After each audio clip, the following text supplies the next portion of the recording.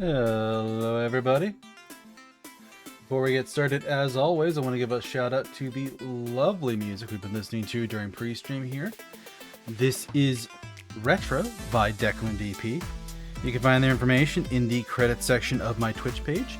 Thank you to Deuscain and everybody like them who makes other free to use or low cost assets for our streamers so we can have better streams. Thank you very much.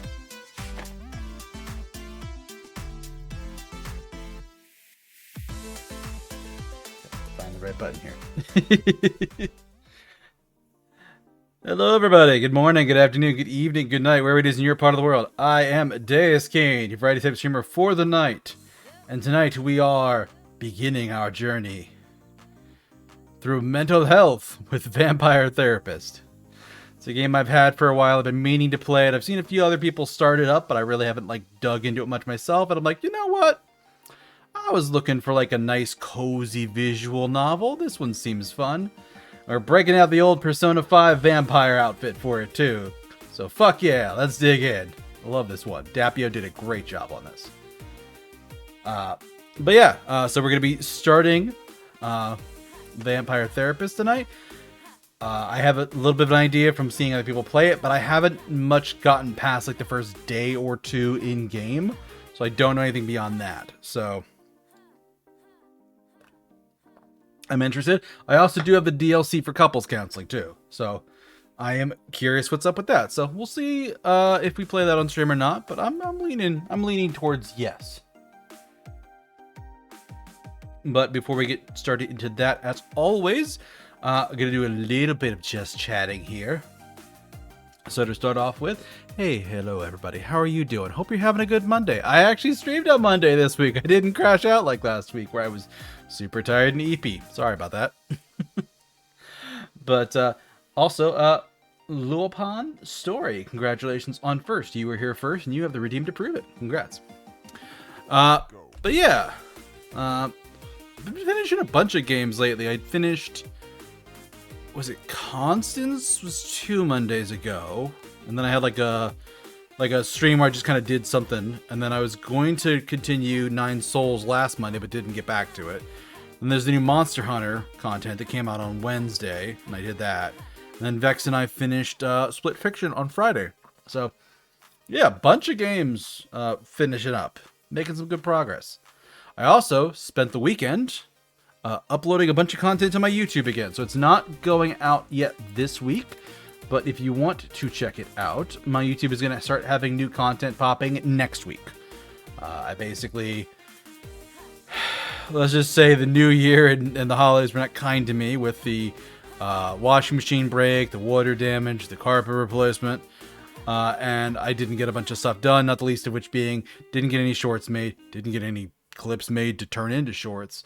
And also I was just backlogged on VODs, so we needed to get another couple of VODs out, and I basically just didn't have enough content to upload it all from like mid-January until now, because I don't want to do like gaming streams week by week. I wanted to build up a bit of a backlog, and boy oh boy, my Sunday was like all uploading content, so I have enough VODs to do, I think, all of March. Like, maybe the last Monday of March doesn't have a VOD, but I can put, like, this there, and that'll be fine.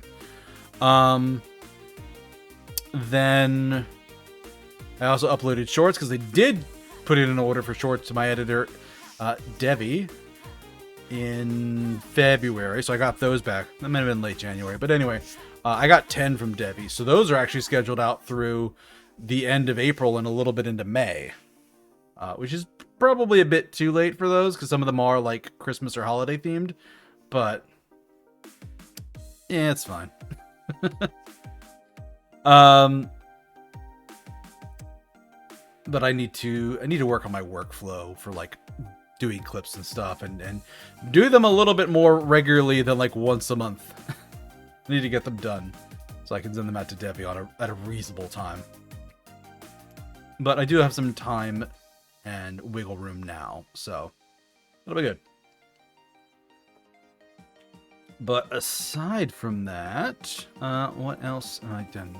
So it was those two, because I did my schedule this weekend. Obviously did the promo image that I put out on social media tonight, which, yes, you should check out my socials. All the links are there. I'm mostly on Twitter and Blue Sky. I tend to be more active on Twitter, but Blue Sky, like, I get notifications if somebody mentions me or like something, so I will see it. If you want to interact with me on Blue Sky, feel free to do it. I don't read that one as often. And what did I do in addition to that? I did something else. I don't remember. I know I updated OBS because I've been having like crazy crashes, but weirdly only during my collab streams. I don't know what's going on with that. Yeah, it was squirreled away with Esnel Darson, and then 2 of the 5 VODs for Split Fiction with Vexing had errors and disconnects, and OBS crashed. So I don't know what's going on. I just updated to the newest version. Hopefully that works, because there's definitely some features that have changed. So we'll see that. I have yet to have it happen at all during a solo stream, which makes me wonder if it's something in like my collab like scenes. I don't know, but we'll find that out. And also, I got in the new wallpaper for spring, which is uploaded on the Discord already. So, as I like to recommend people check out the Discord, there's the link for that. I put the new wallpaper in the commissioned art page, as well as I dumped forward to it in the thread for the season wallpaper. So thus far, I think we have the Persona one, the Winter one from last year, and then the Spring one. The theme here is like reading next to a window is what I'll say. Hey Pickles, how's it going? But yeah, so we got new art in the Discord for those who want to see and those who want to show present. What do we have here? That's Cobalt. Hey, thank you, Pickles. Reading next to a window, indeed. Yeah, you're in the Discord. It's there if you want to check it out, if you like it and stuff. But let me know what you think, because yeah, this is sort of a new thing I'm doing this year. Instead of getting a lot of small art pieces, I'm trying to get like a couple of big ones that are higher quality. At least that's what I'm going for. Because yeah, I'm not really making a whole ton of money from the streaming yet, so gotta plan my purchases and expenses around a little bit. And speaking of expenses, man, I was bad in fucking February. Like, I'm starting to put away some of the books I bought, and I'm like looking at my bookshelf going, I did not plan this out at all. I don't know where all these books are going. Oh man. But yeah, for those who didn't hear the news previously, my current manga series I was reading, Komi Can't Communicate, looks like it's going to be ending next month in March. Just based on the cover image I saw. So I'm like, hey, I'm going to buy the first book for 5 different graphic novel series, 5 different manga. And that way I'm going to be able to decide which of them that I want to buy next. Well, I read the first one and I loved it. I read the second one and I loved it. And I'm like, hey, let me see if I can get like the next book or 2 of this on order. And Amazon was showing some of them as out of stock, which just lit a fire in me, the likes of which, of the horror and terror of, oh dear God, if I don't buy all of them right now, I will not find out how this story ends and I'm going to get completely blocked. So I bought all of the books for, at this point, 4 of the 5 series that I ordered in February. I have all of the books for 4 of them, which for one of them is just 2 books, which isn't too bad.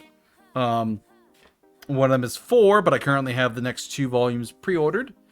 One of them is currently at 8, and for all I know, I might be ending at 8.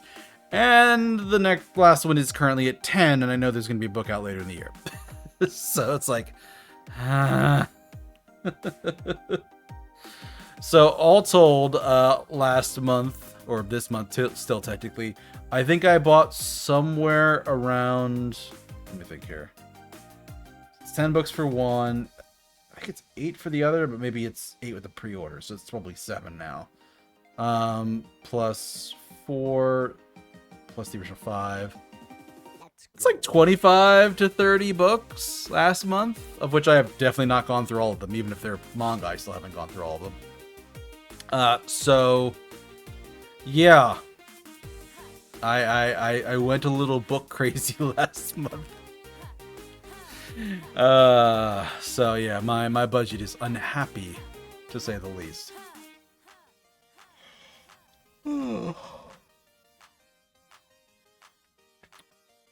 But I'm hanging in there. I just need to be a little bit careful and a little bit smart about my spending next month.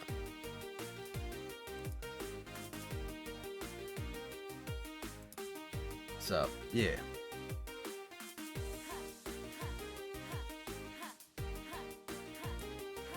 But aside from that, let me think. Spent Sunday uploading content.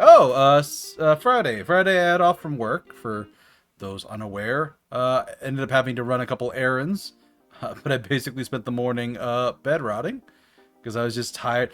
The sad thing is with vacations, I tend to just ruin my sleep schedule. So I was up late Thursday night, up late Friday night, up late Saturday night, and up late Sunday night.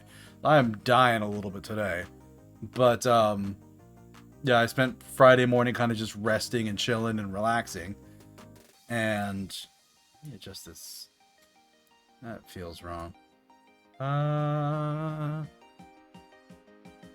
that looks right. Odd. But basically, I spent the morning kind of relaxing and trying to recoup a little bit, and then I went and ran my errands basically all Friday afternoon, and those errands were going to the DMV to get my driver's license renewed because it had been a little while, and I needed to do it before too much longer. Hydrate, you bastard! Hydrate! Thank you, Perry. Hope you're doing well. Give me that wine. Oh, you're asking for the wine. You're not doing that well. New attire for the VTuber? No, this is actually an older one. This is what I used during my Persona 5 streams. But since the character design I had it based on was vampire themed, I'm like, yeah, no, let's bring it back for Vampire Therapist tonight. So this is actually what I was wearing like 2 Halloweens ago. But my artist Dapio did a great job. They're actually the one who did... What's the other model? They also did this art style. So, yeah. Dapio did both this one and this one. Let's go. So yeah, they did fantastic work on it. But, yeah, so I went out to the DMV, got my license renewed, got some lunch on the way back, and then stopped by a grocery store to buy stuff because I'm in the path of the snowstorm that's hitting the east coast of the U.S., which I can say because it's a massive storm and it's hitting a whole bunch of states, and there's no way I can dox myself. But I was anticipating basically the grocery stores being a crazy mess this weekend, and they probably were, because like I got an email from work yesterday. They're like, hey, don't show up on Monday, just telework. You learned something new today and possibly any day. Hopefully you learn something, even if something small, at least every day. It's fun. Sometimes it's like fun, neat, interesting things. Not all of them are peering deep into the secrets of the universe or looking at eldritch horrors. Sometimes it's just like, oh, I didn't know that word. That's neat. But yeah, so Friday was kind of like a bed rotting morning, errands afternoon. Saturday I have no recollection of. I think I just chilled and relaxed that day. I think that was my downtime. Are you ready for the return of MySpace, the Myoshi site? I have been seeing that going everywhere. I don't have an invite for it yet, and I'm honestly not sure what I would do there because I wasn't super big on MySpace when I was there either. Like, it's probably a good career thing to get that, but I kind of don't care. It's one more social media website to manage, and I don't manage my current ones very well. I probably should. Didn't have a MySpace? Yeah, well, I was around at the time MySpace would have been popular. So, don't think you're gonna start now? Yeah, no, that makes sense.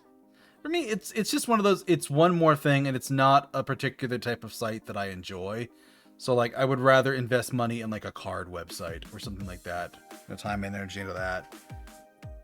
I will say, though, I did find the devs for that site, and they were panicking and freaking out trying to spin up enough servers to handle all the new incoming traffic, because they made a thing but didn't expect virality. And they kind of blew up. Oh, man. Well, I hope they have a decent business model ahead for them. Like, sell something, give us premium features, do something for a little bit of money, make yourself some cash. People will buy it. But I don't know. But yeah, I have not jumped on that trend yet, but I might get one eventually. Like, I see a non-zero chance of some people not sending me one and being like, hey, you want in? In which case I'd probably say yes. I might direct them to somebody else first, but in all likelihood, I'll probably say yes.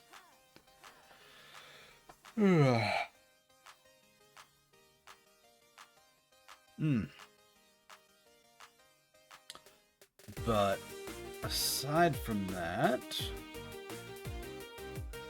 no, because I already talked about Sunday, which was content day for me. I feel like I did something else though. I think I uploaded some shorts to Twitter. So yeah, if you follow me on Twitter and Blue Sky, you're gonna get a bunch of shorts posting the next. I'm gonna try to do it for a couple of weeks and like go through some backlog and post it there, just because I'm not seeing a lot of traction for them on YouTube, and I kind of want to draw more attention to my work, and I see other people posting shorts too. So I'm like, yeah, let me post these, let me share these, let me do something with these. So.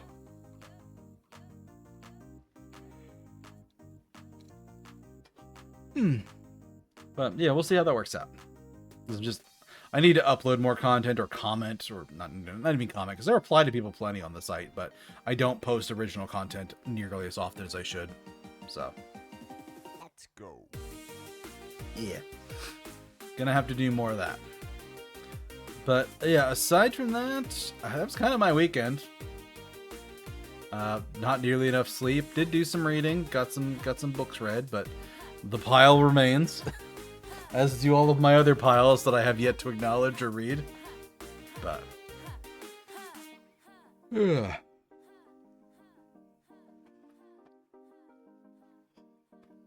I think it's about time we swap over to the games. Let me get that booted up and we will jump on in.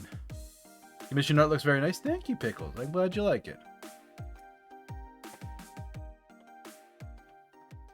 Yeah, I was trying to find like an artist for it, like kind of last minute, because that was one of my commissions in January that I'm like, hey, this needs doing and this needs getting done like before mid-March. And it was actually a bit tricky finding someone. And ended up getting very lucky by having the artist that I worked with previously open commissions. And I was like, hey, can you get this done in a month and a half? And they did with time to spare. So.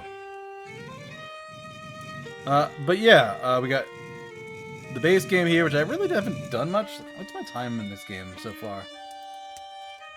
I have 1 minute of playtime, so I've literally never played this, other than to like test it. We got a new game. We got Couples Therapy, Blood of Troy, Spanish Nights, and Fathoms Below. So these are the various DLCs. But we're going to be starting new game. Let me double check the settings, because I honestly didn't look.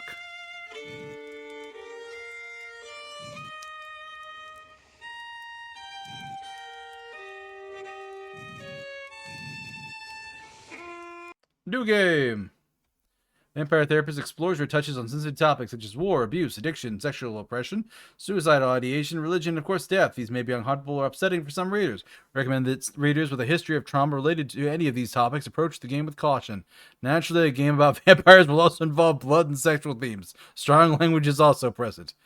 Vampire Therapist was developed in consultation with licensed therapists, but should not be considered a substitute for therapy, unless you're a vampire. That's cute. I like it. My name is Sam Walls, and I'm a dead man. Hi, Sam. Well, kinda dead at least. See, I'm a vampire. Howdy. Now, if you think that means all that Dracula hooey, like hissing, wearing skin-tight leather, and hunting mortals for sport, I wouldn't blame you one bit. That's exactly the sort of thing I did in my younger years with my former gang. And let me tell you, a vampire who's good with a gun can be a real terror. I imagine. Jeez. I got lucky, though. I met some kind mortals who saw beyond my fangs. They taught me my letters and showed me how my thinking was keeping me from finding any kind of peace. They taught him After to they read. passed on, I roamed America's majestic wilderness for nigh on 90 years, figuring out myself and what it means to be a vampire. And I found revelation. What I realized was, it ain't fangs that make us monsters. It's the self-defeating ways we think. Very true. Anywho, as the world started getting smaller, my old vampire gang tracked me down. Them being my kin, I wanted to help them see the world like I did, but they still have the same monster mindset I used to have. Good thing I'm a quick draw. Oh man, gotta But I put got the hooked homies up down. with this newfangled internet thing and found a vampire who's helping my kin find their way. Fella named Andromachos, supposed to be 3,000 years old. Ooh, Andromachos. He invited me to come out to Europe to learn from him. I figure someone older than time has got to have the answers. Me and my I'm PC, going on a 1989. trip, I guess. This feels like my opportunity to do some good in the world. I've been lucky, and now it's time to give back.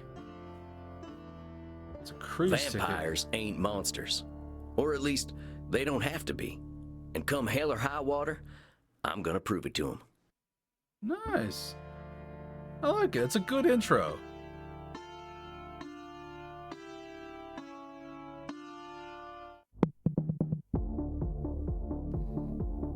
Imbernacht. Well, I think this is the address.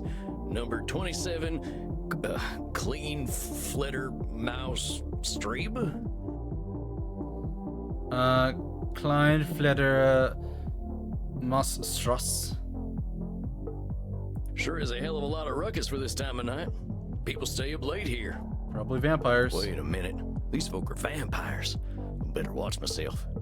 Guten Abend, folks. Sprechen Sie English? Ja, hello, Alta. Are you here to party with us at the hottest club? Oh my god, the first person we meet is Matt Mercer. Hi, Reinhard.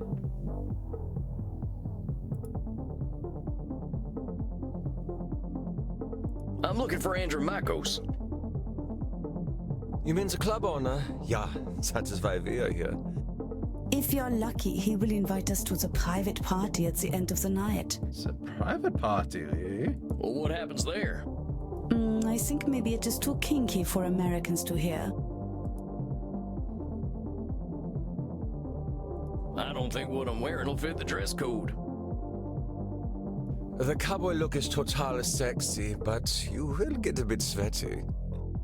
Matt, please. Matt, please. I hope we will all get a bit sweaty. Maxie, Good please. thing we run a little on the cold side, huh? Don't worry, mein Liebling. We make each other warm. Reinhard, stop. Don't scare the American. I want to do that. Mein Liebling. So Liebling is my favorite. Because I don't know a lot of German, but I do know that word. Stop, don't scare the American. I want to scare him. Maxi Liebchen, you're so naughty tonight. No, you are the naughty one. Oh my god, Oh, stop I flirting with definitely Matt ain't an Mercer. American no more. Ask about the club? What's so special about this club? Yeah. Immernacht is the greatest club aller Zeiten. The owner makes sure everyone has a good time.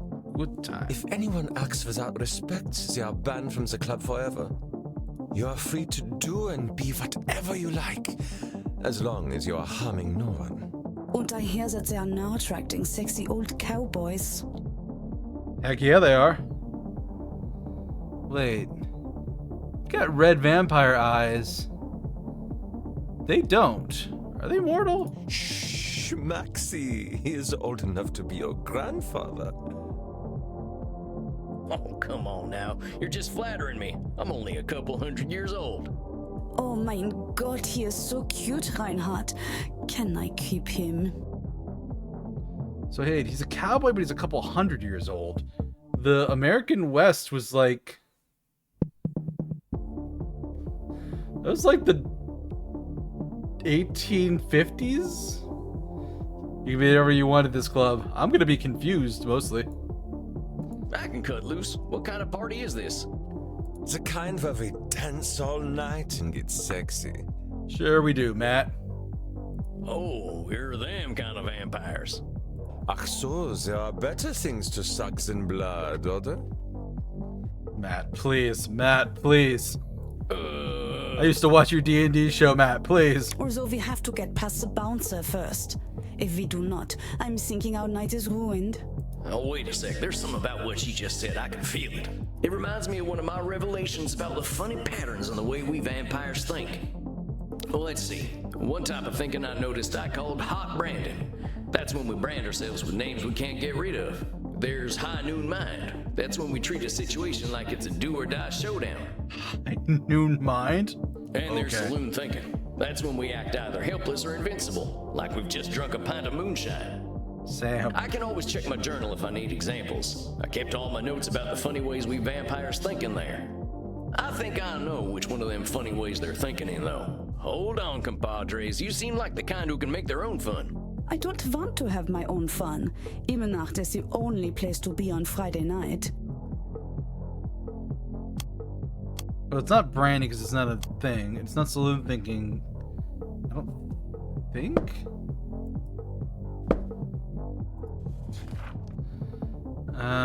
We can't just see. Win or lose, feast or famine. I think it's hiding thinking.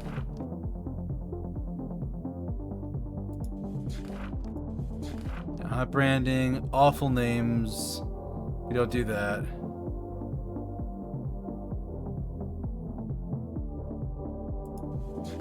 Yeah, I'll call it High Noon Mind. Amigos, you're putting too much weight on this thing. It's a nightclub, not a high noon showdown. The night's full of possibilities. Reinhardt, I don't know what this means, but I like the way the sexy American talks. Maxie. You make us think that maybe it is better we haven't gotten into the club, because we are now meeting you. Hey, if meeting me makes your night better, I'm glad we met. I really gotta find Andromachos, though. You have to get past the bouncer. He decides who gets in and who doesn't. And he hasn't looked our way all night. Maybe I'll have a little word with him. Excuse me, friend. Hey, buddy. You're the man to talk to around these parts. I'm here to see Andromachos. Have fun, mate. Hey, thanks, amigo. You have yourself a fine night, you hear? Cowboy, what about us? Yeah, sure, they're friends of mine. Have fun, mate. Well, come on, you two. We ain't got all night. Yeah!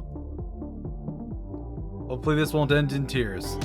Dang, awful loud in here. Come on, my liver, dance with us! Oh, you kids have fun. I'll catch up with you later.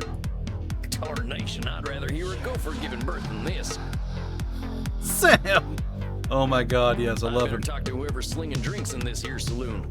They ought to know where Andromachos is. But pardon me, ma'am. Hopefully you have like a letter of introduction or something. Well, well, look at you. We get a lot of 80s fashion in here, but not usually the 1880s. What can I get you, cowboy? The special's Red Bull and vodka. You down?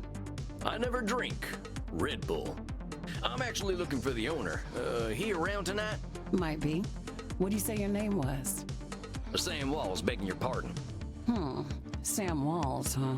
I don't think I know anything about a Sam Walls. After all, I'm just a know-nothing bartender.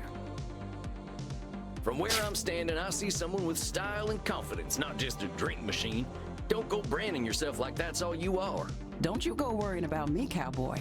The man upstairs warned me you were coming. I was just testing to see if you are who you say you are. Ooh, nice. Tell you what, let me give you something from our special reserve. I don't think you're looking for booze. Well, thank you kindly, ma'am. I was wondering where the blood was. I met some vampires outside, so I figured this was a vampire club. You met some gods, honey. They're here to dance and have fun. So all these people are mortals? How do you think the head vampire gets his blood? They can't wait to share it with him. It's a special experience. He's the only real vampire here. Well, him and Bert. I thought Crimson was one Bert? too. You met him already. Bert, shuffle on over here. This one's here to see the big guy. Show him upstairs, okay? Have fun, mate. Good luck up there, cowboy. Hope you find what you're looking for. So just 2 vampires in the whole club. That at least keeps the eating howdy. requirements down. It's Sam Walls to see you, sir. The guy who's been sending you all them V-mails. Females, God bless you. Yes, I know who you are, Samuel Walls. You have come here because you believe you can help our kin. The question is, are you first able to help yourself? I've been fixing myself for more than a century now. I don't think I need help. Then you must prepare to learn a most difficult lesson. We always need help. We all need help, Samuel. I am pleased that you have come to receive mine.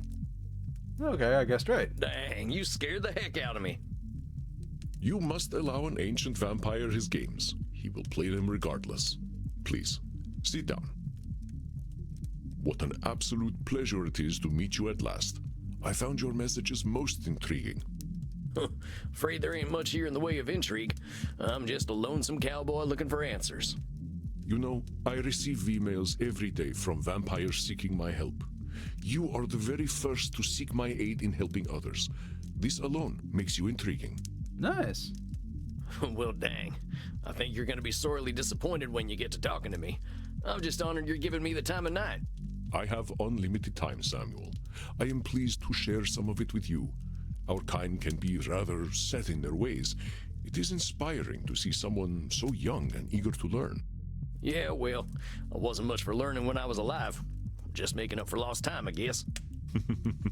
It sounds as though you have been handling your own life better than most. I was particularly intrigued by these revelations you had while walking in nature. Oh, yeah, them. Well, I give walking the credit. Nothing sorts my thoughts out better. That's a good idea, yeah. After a few decades, I started seeing patterns in the way we vampires think. Can you explain some of these patterns? I've tried to explain them to other vampires, but it ain't never gone well.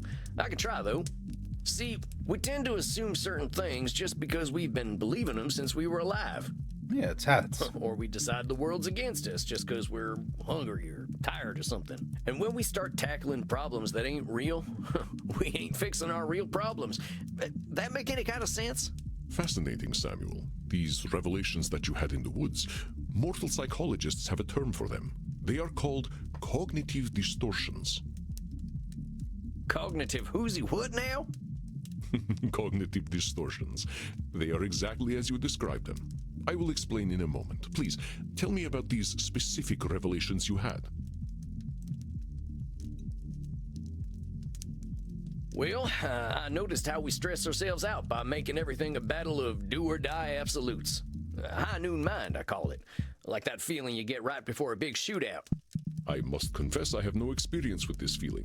I engaged in mortal combat long before the age of gunpowder. But do or die, The you get. sentiment you describe mirrors the words of my old friend Marcus Aurelius. He used to say that the magnitude Marky, of life's not challenges Marcus. often turn us into our worst selves. You mean Marcus Aurelius, the Roman emperor? Of course, his name was Marcus. Marcus was a bedroom name. You mean you and the emperor were... It was ancient Rome. Penetration was similar to a handshake. Okay. When in Rome, huh? My apologies. I somehow forgot you were American. But let us discuss this high noon mind. When the ancient 3,000-year-old vampire is like, oh yeah, we did a lot of anal in Rome, and you're just like, ah! And he's like, sorry, I forgot you were American. I think it's a figure of speech, Pickles, but my God. I believe we can broaden your definition. Mortal psychologists call this phenomenon of binary thought polarized thinking, but I like to call it Nosferatu thinking. Nosferatu thinking? It means you are thinking in black and white. I get it. That's pretty funny. Yeah, it's I pretty believe good. it encompasses the breadth of the distortion. One is not flatly weak or strong, good or evil, smart or stupid, a success or a failure. The truth is far more complex and colorful. Not every Agreed. high-noon gunfight ends in oblivion, correct? But yeah, that's true. Getting shot still ain't fun, but it ain't the end neither. A perfect example, Samuel. Now, try to catch me using Nosferatu thinking. I will give you a series of statements, and one of them will contain Nosferatu thinking. I will repeat them if you miss it. If I do not drink blood, I will surely die. Death eventually comes for us all. Mortals will always fear our kind. Did you miss my Nosferatu thinking? Let me start over. If I do not drink blood, I will surely die. Is that Nosferatu thinking? No, Samuel. In this case, I am not arguing with reality. If we let us death eventually comes for us all. Mortals will always fear our kind. That's Nosferatu thinking right there. I've met mortals who knew who I was and weren't scared. Yeah, I should have known that one. Very good, Samuel. And even if you hadn't, to say mortals will always fear us ends any hope that they might not. Always is such a terminal word, is it not? Would you like to discuss more of your revelations with me? Hot branding. I used to be in a gang. They were my whole existence. If you asked me who I was, I would have said, I'm a murdering bastard. Once I got away, I realized how small-minded that was. I was Sam before I was a murdering bastard, but that's how I was choosing to brand myself. My old gang's still around, and they're still branding themselves like that. They can't see themselves as anything but killers. Very astute, Samuel. I favor the clinical term, however, which is labeling. You correctly discovered that labeling is a reductive act. When we call ourselves names, even if we find them accurate, We create prophecies we are doomed to fulfill. For millennia, I thought of myself as a killer. It was not untrue that killing was how I made my way in the world. I was an unstoppable warrior and assassin. But with this label, I limited myself for ages. I did not only kill people, I also killed potential aspirations I might have had. See Very whether true. you can catch me doing some labeling in my next few statements. I am so old, I am ancient. Call me whatever you like, but don't call me late for dinner. How shall I describe myself? Yes, I am a mass murderer. Well, that's about as clear a labeling as it gets. Yeah, we vampires tend to do a lot of killing, but reducing ourselves to killers ain't doing us any favors. Excellent, Samuel. You are correct. Labels can be cages that we lock ourselves in. I was a mere murderer for most of my existence because that is how I labeled myself. You're not wrong, but also, you did kill a lot of people. Yeah, I did the same thing. Sam Walls, the murderer, reprobate, and good for nothing. Okay, that one's a little bit easier to dissect, because, yeah, even if you kill people, that doesn't necessarily make you a reprobate or a good for nothing. Those are not how I would describe the Sam Walls I see before me. Did you have more revelations to tell me about? I realize that as vampires, we can get the feeling of the power that comes with immortality and strength, but then we get hopeless and aimless over time. It's kind of like the fella you see in the saloon at the bottom of a bottle of whiskey. Either he thinks he can fight everyone, or he's crying into them last drops because he thinks life's hopeless. It's saloon thinking. Two extremes that probably ain't true. A fascinating observation, Samuel. Your saloon thinking was described in my time as the battle between hubris and nemesis, the twin excesses of arrogance and self-pity. Oh man, it make me wish I'd gotten some schooling. Maybe I would have figured this stuff out earlier. You live forever, my friend. There is no rush. What you have identified is a phenomenon where individuals perceive either an illusion of control or a lack of control. Mortal psychologists call this phenomenon you have described a control fallacy. Rarely do we have complete power over our situations or no power at all. But we create this illusion that stops us from attempting to change our perceived situations. I wish they kept Sam's original ones. Those are so unique to him. Yeah, you're right about that. I used to think I'd never get away from my gang, and maybe that's what made me stick with them for so long. Yes, you see how cognitive distortions keep us from facing reality, whatever that reality may be. Of course, I am so old and powerful that I am always in control. You're testing me, ain't you? That's a control fallacy right there. Well done, Samuel. I am indeed very powerful, but the cosmos holds no awareness of Andromachos. Of course, as you expertly pointed out with your analogy about the man at the bottom of a whiskey bottle, a control fallacy can be positive or negative. Listen to my next few statements and try to find a control fallacy. Simply let me continue if you do not detect one. The sun will eventually burn out. I will roam a cold, dead earth, and there is little I can do about it. My kitty cat died. I shall be lonely forever.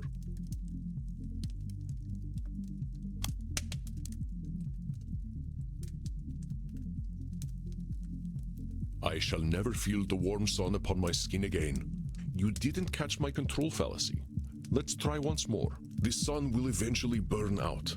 I will roam a cold, dead earth, and there is little I can do about it. Well, that sounds like one of them control fallacies.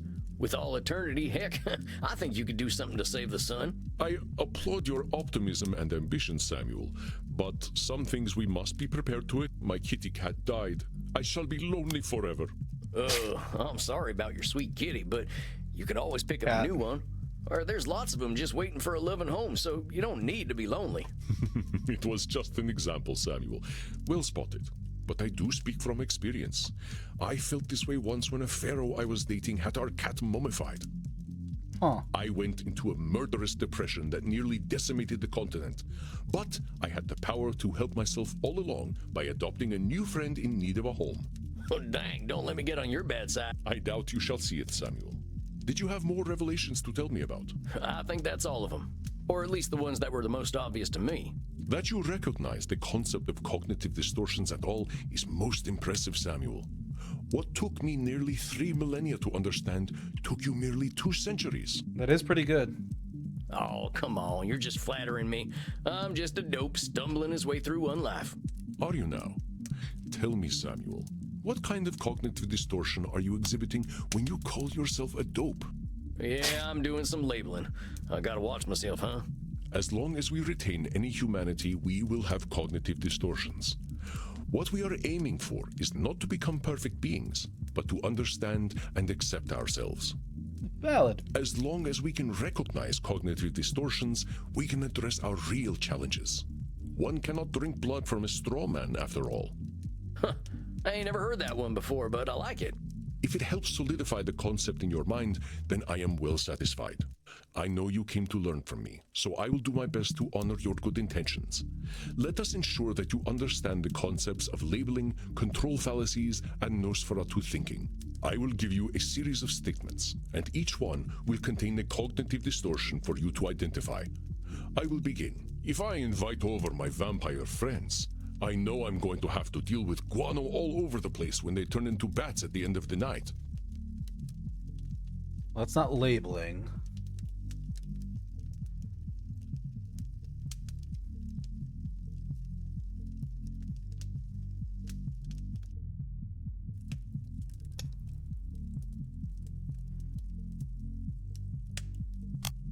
Well, that there's a control fallacy, sir.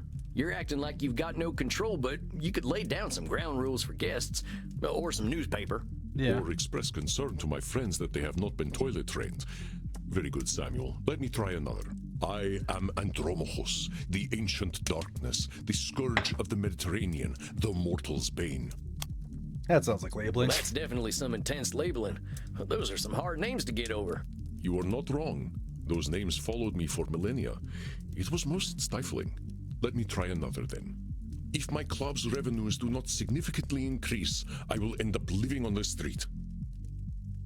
Yeah, that's not That there's thinking. got to be Nosferatu thinking. There's a huge space between making a ton of profit and living on the street. 5 distortions correct in a row. Nice. That's an achievement. Indeed, you are correct. I run my club at a considerable loss, but 3,000 years of banking interest means that money is not really an object to me anyway. God, I wish I was that rich. Samuel, now I am not only intrigued by you, but also impressed. I would very much like to teach you my ways, but I must demand something of you first. Anything. I'm here to learn. You must receive therapy yourself. I will not have you seeing clients without a commitment to your own mental health. Oh, now, hold on just a minute. I don't know that I need therapy. I'm feeling pretty good about myself these days. Samuel, we all need therapy to live in this world. You have been speaking in cognitive distortions since the moment you walked into my office. He's not wrong. I have. I didn't even notice. They are most insidious, but I am here to help you identify and challenge them. You have walked alone for too long, Samuel.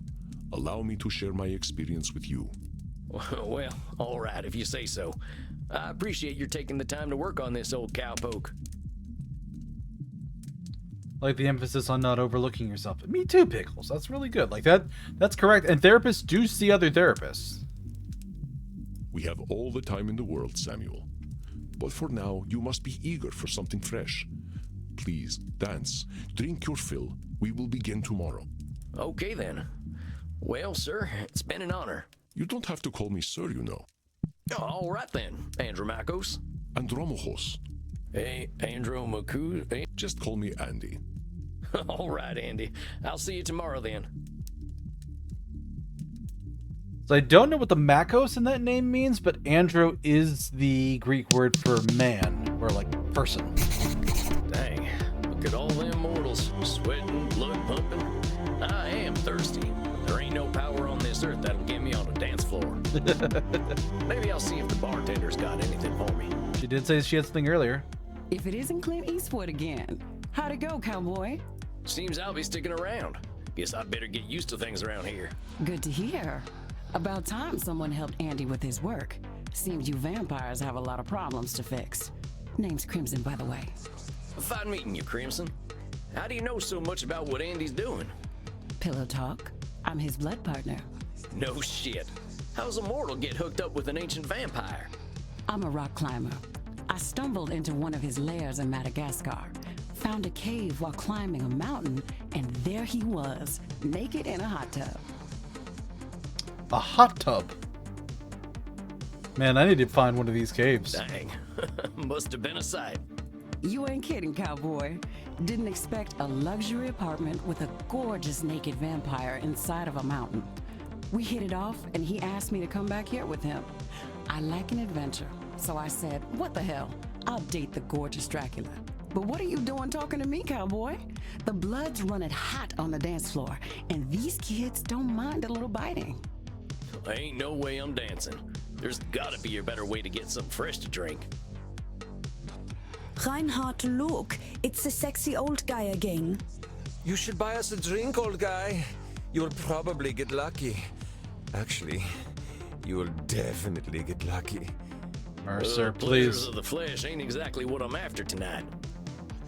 That's because you haven't experienced these pleasures with us yet. Buy us a drink and you will discover great satisfaction by uns.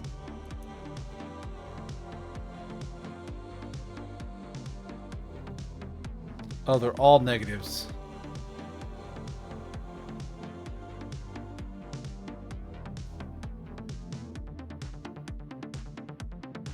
I ain't buying you a drink. I think I'd be insulting your economic status. Mein Lieber, don't worry about us. We just like to feel special.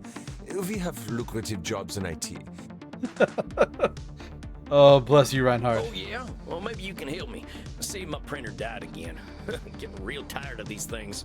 Please, we are here to party. But get a laser print. Well, thanks for the tip. That ink seems to be more valuable than blood. Look, kids, you seem like nice enough folks, but I wasn't planning on buying drinks tonight.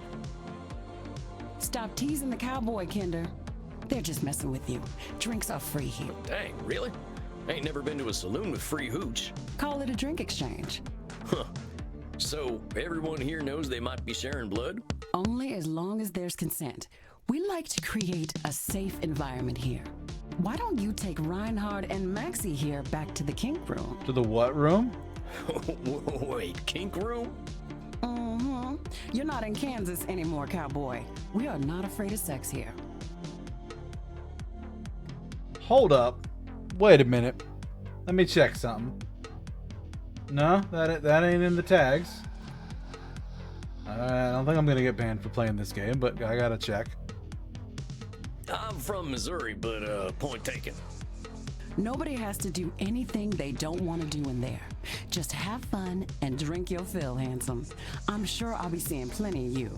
Maxie, Reinhard, this is one of our special customers. Ach so, ein Vampir. I'm thinking we are all getting lucky then. My neck scrubs with anticipation. Maxie, please. Dang. Guess I'm going to a kink room then. Thanks, Crimson. Well, far be it from me to interrupt this scene with a commercial break, but we are having one of those in 3 minutes. So we might as well stop briefly now to watch an ad before we go off to the kink room. And we'll be right back, folks. 3 minutes.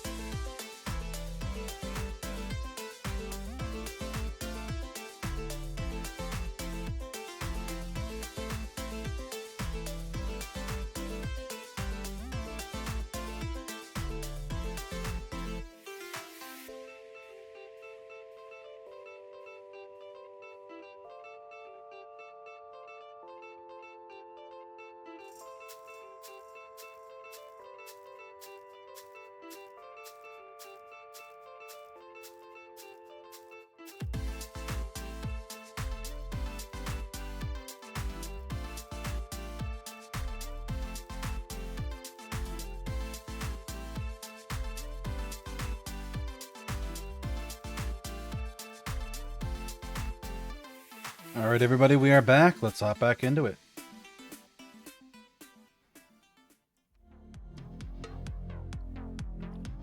So we're still in day one of the game.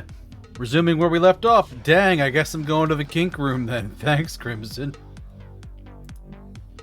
I knew a man who wore this much leather couldn't be boring. Yeah, well, you got me pegged. Is that what we are doing now? Give me the document and I will sign myself up for it. Down, Maxie. Well, I really ain't in Missouri no more. Look, I'm more into biting. Oh, your teeth look perfect. Are you going to bite me, Vitzos? That's the plan. Who's going first? Oh, me. Well, step right on up. Remember, Sammy boy, just stick the tips of them fangs into the blue veins and we'll all have a nice time.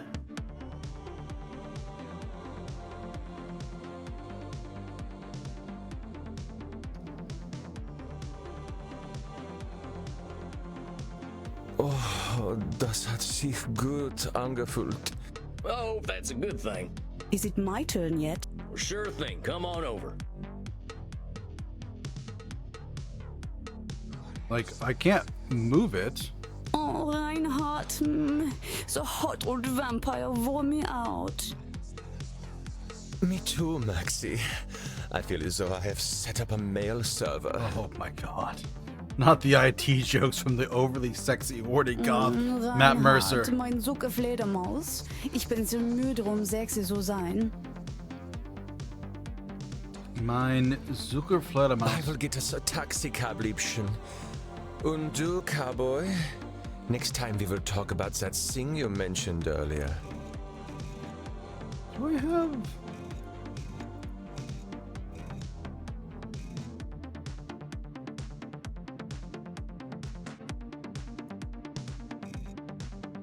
Oh, yeah, sure thing, fella. You can help me with my new laser printer. Now that I've had something to drink, I should probably get to my coffin. Samuel, wait a moment. I see you got your fill. Are you heading out? Yeah, I figure I could use some shut-eye. I locked up my coffin over at the storage center. Storage center. Please, you can use my guest coffin. I insist. You must be well rested for the challenges ahead. Guest coffin? Guess I got a big night tomorrow, huh? I should get a good day's sleep. Wonderful. Please, follow me. Well, dang. This is mighty plush. Guess it's one of them smart coffins. Oh my god, that's a TV. Let's see what's on TV. Hey, I remember this movie. We were so proud to finally get some representation. Representation, oh my god. Not sure I should stay up watching movies, though. Well, ain't much else to do in here. I think it's about time I hit the hay. Hope I'm cut out for all this. I think you'll do fine, Samuel. Samuel, good evening. I hope you slept well. Like the dead, as they say. I was hoping to save you some breakfast, but I've already sent them on their way. Oh, that's all right. I'm still pretty full from last night. Them goth types were practically throwing themselves at me. I am not surprised. Perhaps I should be concerned that some of my guests will follow you home. Well, gosh, if I still had mortal circulation, I'd be blushing. Why are you so embarrassed, Samuel? Ah, hell. Guess we should just save it for therapy, huh? We gonna get started now? If you like. Why not? I'm eager to get going. Let loose, Doc. Let's do it. Very well. Let's start with the first question any therapist asks then. What brought you to me? Why is becoming a therapist so important to you? Well, gosh, I remember what it was like. Being all angry, hungry, and scared all the time. It ain't no way to live. He's not wrong. When I see vampires acting the way I used to, I just need to show them there's more to unlife. And why is that up to you? You, of all people, know how lost our kind can be. Preying on the weak, dating mortal high schoolers. I've got to make them see their potential. That's what I'm here for. I know it. Is that a control That fallacy? is a lot of responsibility to place on yourself. You got a funny look in your eye. Am I doing one of them distortion things? You are most perceptive. Yes. Perhaps you can tell me what it is. When you say you are here to make vampires see the world differently, in what way are you distorting reality? Well, I guess that's a control fallacy, right? I can't assume I'll be able to help other vampires the way I was helped. Eh? Very good, Samuel. Control fallacies are hard to avoid when one feels strongly about something. Your fate is not to transform every vampire you ever meet, even those who are your clients. True. That is letting go of control. You will do what you can do, and that is enough. I'm gonna kick this back up again. But I am eager to learn how you developed this desire to help our kin find a different way of thinking. Well, like I told you when I first emailed you, I was a real nasty son of a bitch when I first became a vampire. When I look back and see what a no-account piece of shit I was, I ain't nothing but embarrassed. It all seems pretty stupid to me now. Here we are living forever and all we can do is kill? That's the dumbest thing I ever did here.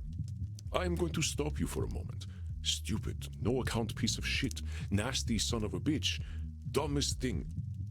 Do you hear the way you are talking about yourself? With respect, sir, I earned all them names. I killed women and children. Half the ghost towns out west are my doing. I didn't think of nobody but myself. Pretend you are my therapist. If I sat here and called myself a no-account piece of shit, what would you tell me? I'd so say you're you were labeling. doing some labeling. And I guess I'd tell you to look at yourself a little more kindly. And you'd be right. Extend the same compassion to yourself then, Samuel. How are you to move on from being a nasty son of a bitch if you are labeling yourself? Very true. If you wish to be a guide to other vampires, you must start with compassion for them and for yourself. So, now that you've gotten all that horrible name-calling out of the way, please tell me, how did you find your sense of purpose? Well, I was on the run, you see. The Wild West was ending and the Pinkertons were starting to get the better of my gang. I went into hiding and found a strange group of folks out in the country. They knew I was an outlaw right away, but they didn't judge me for it. They didn't even care that I was a vampire. They welcomed me like a friend, even shared their blood with me. They taught me how to appreciate the beauty of the night, and I started seeing things I'd never noticed before. They taught me my letters, philosophy, and how to question things instead of being scared of them. I think about them every day of my own life. They somehow freed themselves of all the judgments of the time and were better off for it. These must have been the 19th century American transcendentalists, yes? Yes, sir. I'm glad I died when I did, because their like just don't exist no more. Once my community died out, I started walking.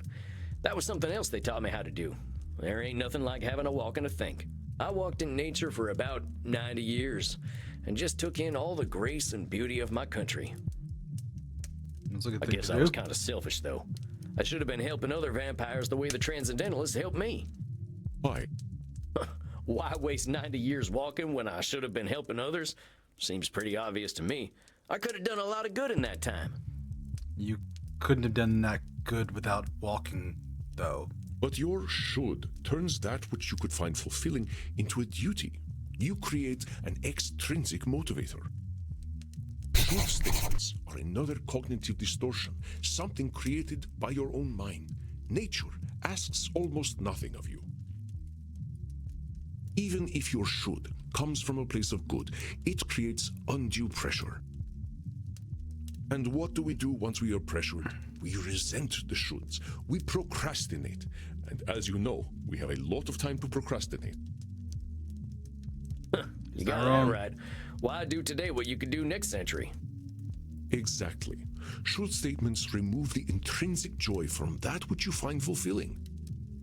Hold on, though. Ain't there some things we really should do? Of course, there are things we must do. But nature herself tells us what they are. We invent the rest. Here, let me give you an exercise.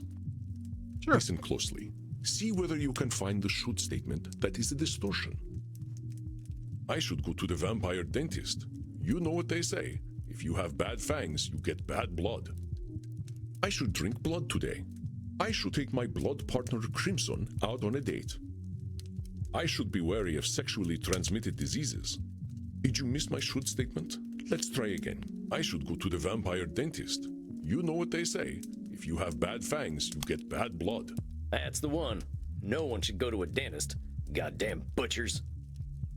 What the? Sam! That is not true. We have to go to the dentist. Our teeth are important to us. How long has it been since you've seen a dentist, Samuel? No, not since the Civil War, and I'd rather keep it that way. We'll talk about that in another session. Let's try again. I should drink blood today. I should take my blood partner Crimson out on a date. Saying you should take Crimson out on a date is a should statement. You've turned something you want to do into something you have to do. That's right, Samuel. You know, I couldn't be more pleased with you. Your time in nature was clearly well spent. Well, thanks, I suppose. But if you don't mind my saying so, I hope you're treating that mortal lady right. Thank you. Please, ask her yourself. I imagine she would share her blood with you. You look like her type. Hold on. I've only been in Europe for a couple of days. I ain't gonna go after my teacher's girlfriend. She does what she wishes, and that is why I chose her as my blood partner. Samuel, even if it beats no longer, you have a good heart. I think you will be an excellent therapist. So far, that good heart of mine hasn't amounted to much, but I'm willing to give it my best shot. You are uncomfortable with praise, aren't you, Samuel? Every time I say something positive, you find a way to negate it. I just don't think I should be doing any bragging. I spent my first 50 years killing. I spent the next 90 walking in the woods. I've tried to walk a better path since then, but I ain't no saint, Auntie. I did not say you were. Having met several so-called saints, I can attest that none of them were either. I understand your discomfort, Samuel. I, too, have done terrible things that I cannot erase. But is erasing the good I have done worthwhile? Is Well, that wrong? I guess when you put it like that, it sounds kind of silly. It's another cognitive distortion, one that mortal psychologists call disqualifying the positive. I understand that the actions of your past are difficult to bear, but what we are here to do is accept reality, with both its positive and negative aspects. Very I am true. not saying that you should disqualify your negative actions, but merely note when you disqualify the positive ones. Let us try an exercise. See whether you can challenge me when I disqualify my positive deeds. I am Andromachos, one of the most powerful vampires alive. It's not Before I became the vampire I am now, I did exceptionally terrible things. I have defiled the innocent. I have killed countless people. The good I now do pales in comparison to the evil I have done. That's the one. You're literally disqualifying the positive by comparing it to the evil stuff you done. Well done, Samuel. I believe the recognition of this distortion will serve you well when you start to see clients tomorrow. Whoa, tomorrow? I only just started learning these here cognitive distortion things. I will, of course, be with you. You needn't worry. I can sense your instincts and will help you. But tomorrow, I just don't feel ready yet. My friend, we It's a are bit of an never escalated truly training ready. system. But if it would ease your concerns, we can practice with further examples. Would that be helpful to you? I'm as ready as I'll ever be. Let's jump into the game. All right, Samuel. You must be hungry now. I suggest you get a liter inside you. We have a big night tomorrow. How much is a liter? Just get enough to drink, Samuel. We will not be able to work if you are hungry or tired. Now, please excuse me. I do have a date with Crimson tonight. I suspect I shall not return until nearly morning. Oh, yeah, of course. I hope you have a nice night out, Mr. Andy. You as well, Samuel. Rest in peace.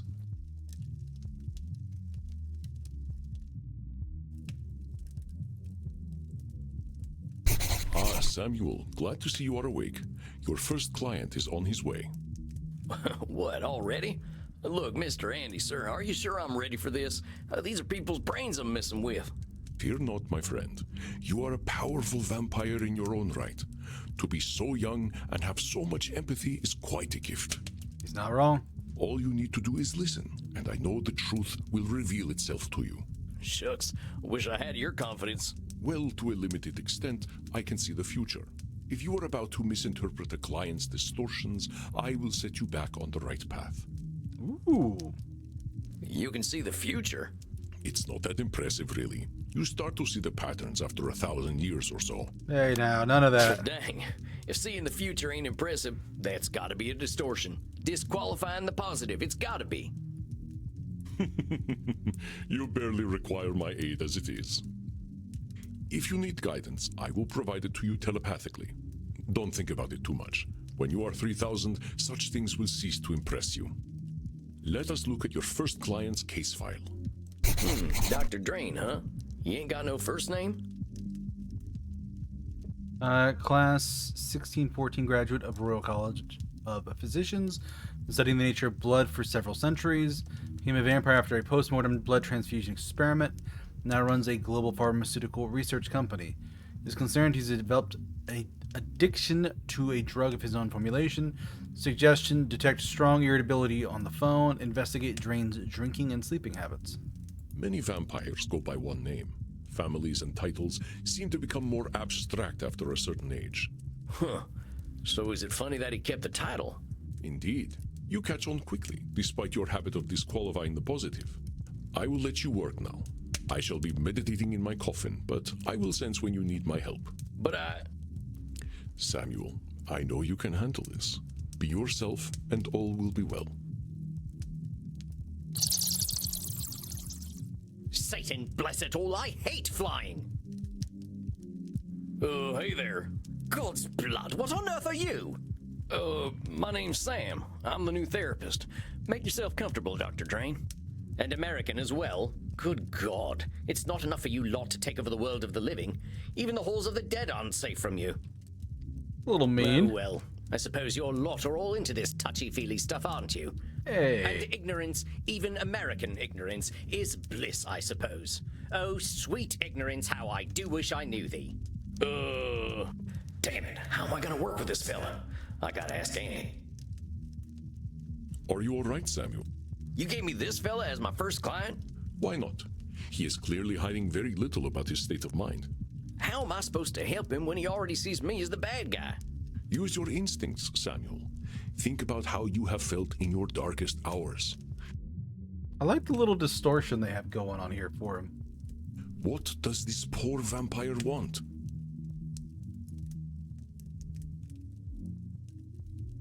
I think he just wants to complain. Perceptive, Samuel. He can hardly stop himself, can he? So, what, I just let him complain? Of course. Just give him a starting point to let it all out. It will make him feel better. Well, if you say so. Don't worry, Samuel. You are doing wonderfully. I will release your time now. Well, are you just going to sit there? I was just gonna ask how your trip here was. My trip? My trip was bloody wonderful. Until my familiar got a flat tire and I had to fly 30 kilometers here as a bat. I hate being a bat and I hate flying. Do you know an owl tried to eat me? Me, a creature that has lived for centuries, treated like common prey. I'm surprised he was even interested. You should see what an ugly little beastie I am when I transform. All I could do was screech and squeak until he went away. Well, I suppose I'm alive, in a manner of speaking anyway. You all right there, pal? Yes, I'm fine. Well, I'm not, of course. I wouldn't be here otherwise. But for the sake of conversational integrity, fine. I take it you read my case file and know why I'm here? You're here for an addiction problem. Yes. Embarrassing, isn't it? What's to be embarrassed about? I remember when Ulysses S. Grant was president. Didn't seem to bother him. Stretch redeem. Thank you, Pickles.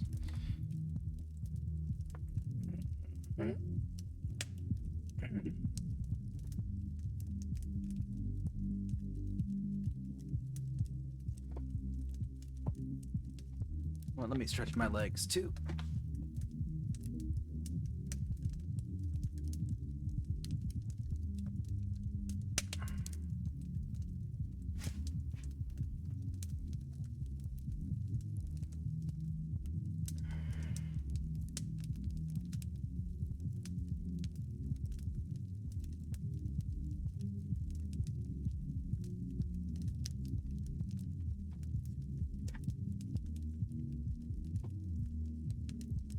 All right, got my stretching done. Oh, well, of course. How wonderful it is that I share the mental failings of people who only live a single lifetime. Oh, man, don't be so hard on yourself. Hey, come on now. There's a part of us that's still mortal. Can't help that, just like we can't help being dead. So I'm discovering.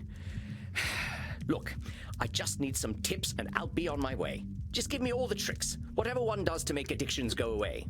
Tips? Let me think.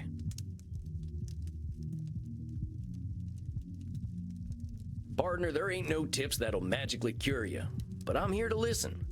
You know, I never in my life thought anyone would ever call me partner. Like partner, but not with a T. And I know how you English love your tea. Thank goodness we can still process tea. We cannot live on blood alone. I appreciate the concern, though. I must admit, I rather saw myself above this whole addiction thing. Why's that? Tell you what, let's not worry about being above or below anything. You're here now, so let's see what we can do. What exactly are you addicted to? It's a form of plasma, a catalytic compound of my own design, a necessary component of my own scientific goals. You're losing me. Well, let me try to make it simple. I have been able to replicate and even alter the molecular patterns that vampiric erythrocyte surface receptors receive. Our unique physiology gives us an increased ligand affinity, which is how we are able to process blood the way that we do. I can extend this receptivity and thus achieve my true goal: synthetic blood, freedom from the hunger that plagues us, and hope for all humanity. I mean, that's a bit of a control fallacy. Well, dang, that sounds pretty impressive, Doc. Well, it doesn't work without a vampiric catalyst, and that is the plasma I am addicted to. Pathetic, isn't it? I have spent 400 years trying to steal the secret of blood, only to be engulfed by it, like Prometheus walking into a fireplace. Pathetic? Doc, where the heck would you get a word like that? You've come up with a synthetic blood. Man, I can barely get my spurs on some mornings. Maybe you've had a setback or two, but give yourself a little credit, compadre. Credit? For wasting 400 years? Practically speaking, I'm in the same place as I was back when King James was in power. Only now I have a drug problem. Oh my god. Perhaps I must face facts. My professor was right. Nothing we ever do will make a damned bit of difference. Samuel, listen to him. Do you recognize his patterns of thought? There's some distortions in there, ain't there? I knew you would sense them. Invite him to talk more about this failure of his. I'll do my best. Now hold on just a minute there, cowpoke. I've heard you talk a lot about failure, but it sure sounds to me like you ain't thinking clearly if you think you're a failure. I am a realist, that's all. Look at me. 400 years of study and still dabbling with leukocytes.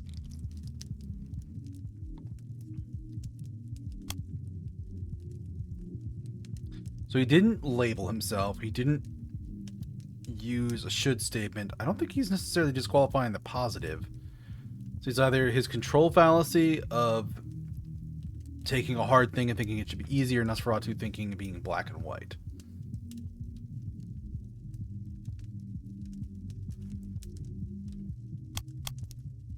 Let me aid you, Samuel. Our doctor friend is using belittling language. What kind of distortion does that indicate? Look at me. 400 years of study and still dabbling with leukocytes. I don't know many people who would call working with leukocytes dabbling.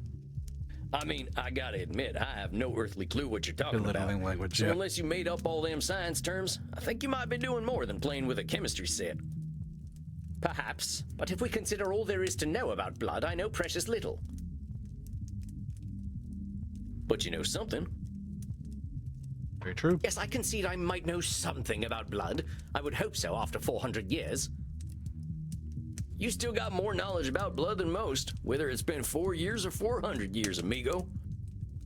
Let's get back to what you were saying, though.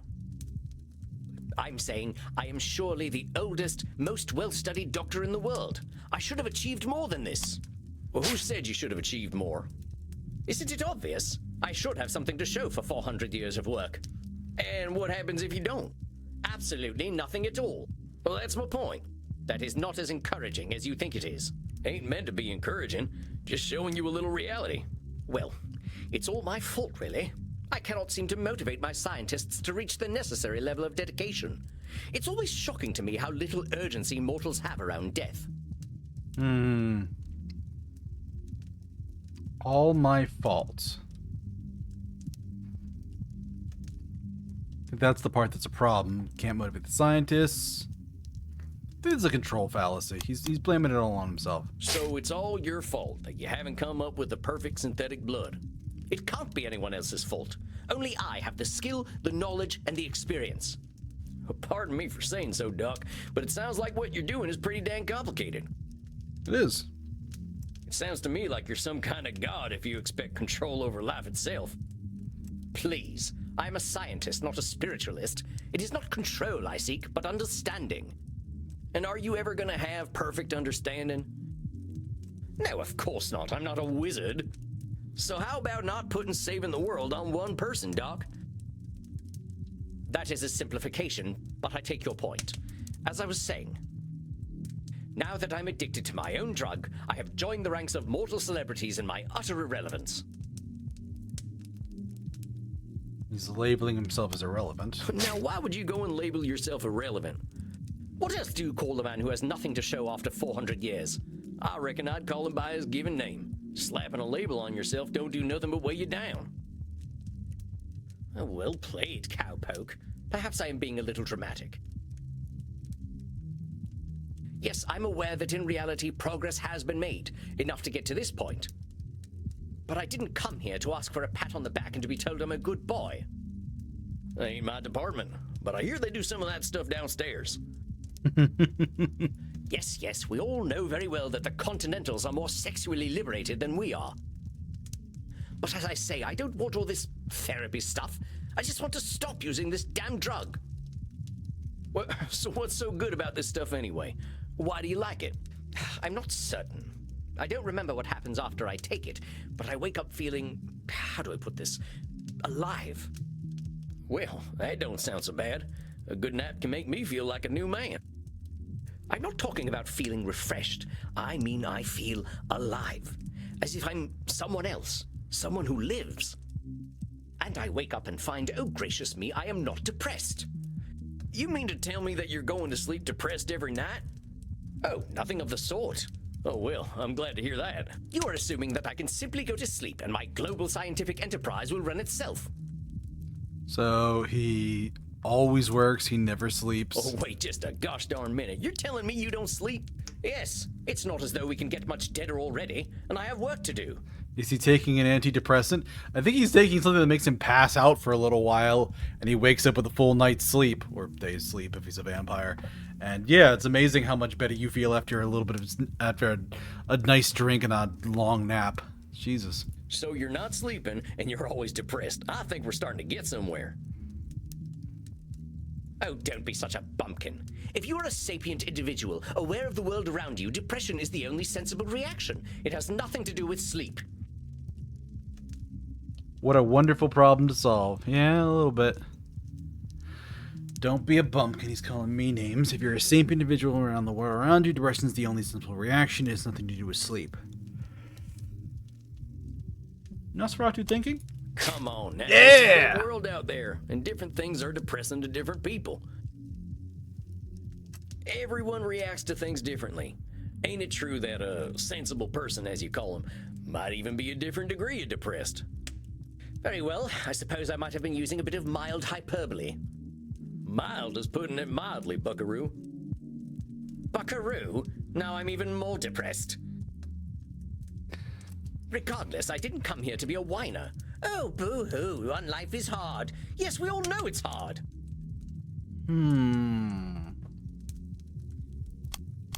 Labeling yourself as a why'd you whiner. say coming and talking to me makes you a whiner? Is that not what I currently am?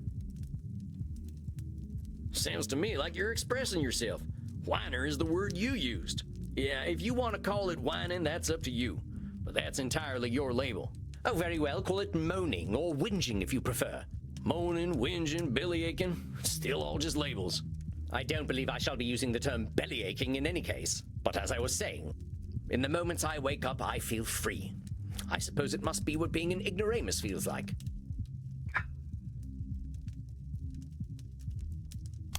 Well, on the positive? So you're telling me you feel good when you wake up, and then you call yourself an ignoramus? Before you even get a chance to reflect on feeling good, you're insulting yourself. That's what I like to call disqualifying the positive. I'm simply stating facts. Stating facts shouldn't impede an argument. What good is that fact doing anyone? It's about as useful as an empty holster. Lest I somehow forget that you are a cowboy. About this drug, though. Oh, very well. I suppose I might be discounting my experience. I don't know how to say this, amigo. You really don't like letting yourself be happy. Honestly, I'm failing to see the problem with taking this stuff. Seems like it's making you get the rest you need and it makes you feel good. What's the problem? First of all, I do not need to rest. And partaking of this plasma does have downsides. What kind of downsides? Yeah, what's it do? I do not know what happens when I partake of the substance. However, when I wake up, I feel refreshed. But I also smell of blood and sex. Of course he's British. I take drugs and wake up feeling like I got laid and had a good meal and slept. This is impossible to tolerate. Once I even woke up wearing a football jersey. It was most distasteful. Football jersey? Oh no. I guess you must be having some kind of good time. That is not my idea of a good time. I'm Dr. Drain. I am intelligent and worldly, not some ill-bred monster. That sounds like a label. I don't go gallivanting into godforsaken places to engage in depraved coitus and the consumption of dirty blood. It sounds to me like you're real good at denying yourself things. Well, I should be better at it. You know, Doc, a wise old vampire recently told me something I'm about to tell you. You keep talking about the things you should be doing. You, compadre, are shoulding all over yourself. Oh, well, that is vivid, isn't it? I can now add incontinence to my already considerable list of faults. I'm being Emotional serious. incontinence. I'm listening to you tell me I should be doing this, and I shouldn't be doing that. But who gave you all them shoulds and shouldn'ts? I don't know. It shouldn't matter, should it? I've been dead for over 400 years. It's the oldest stuff that sticks with us, amigo. We all got traumas. Heck, we're dead, man. That's traumatic no matter what. What we gotta start with is you. You've been through a lot. Don't rope yourself up so tight. Listen, we're doing good work already, I know it. Now, let's not push too hard. I would really like you to think about where all them shoulds are coming from before we meet again. And be good to yourself, all right, partner? Don't feel like you gotta go cold turkey on that plasma stuff. Yes, well, all the same, I'd rather not do it at all. Is that actually gonna happen, though? It might. You're dipping into it tonight, aren't you? I was thinking about it.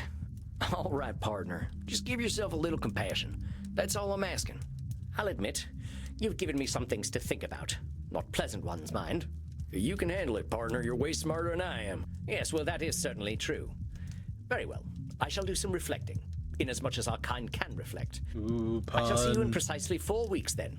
Farewell, Sam. Masterfully done, Samuel. I knew you would completed do well, your first but that client doesn't make session. me any less pleased. Well, that was a hell of a rush.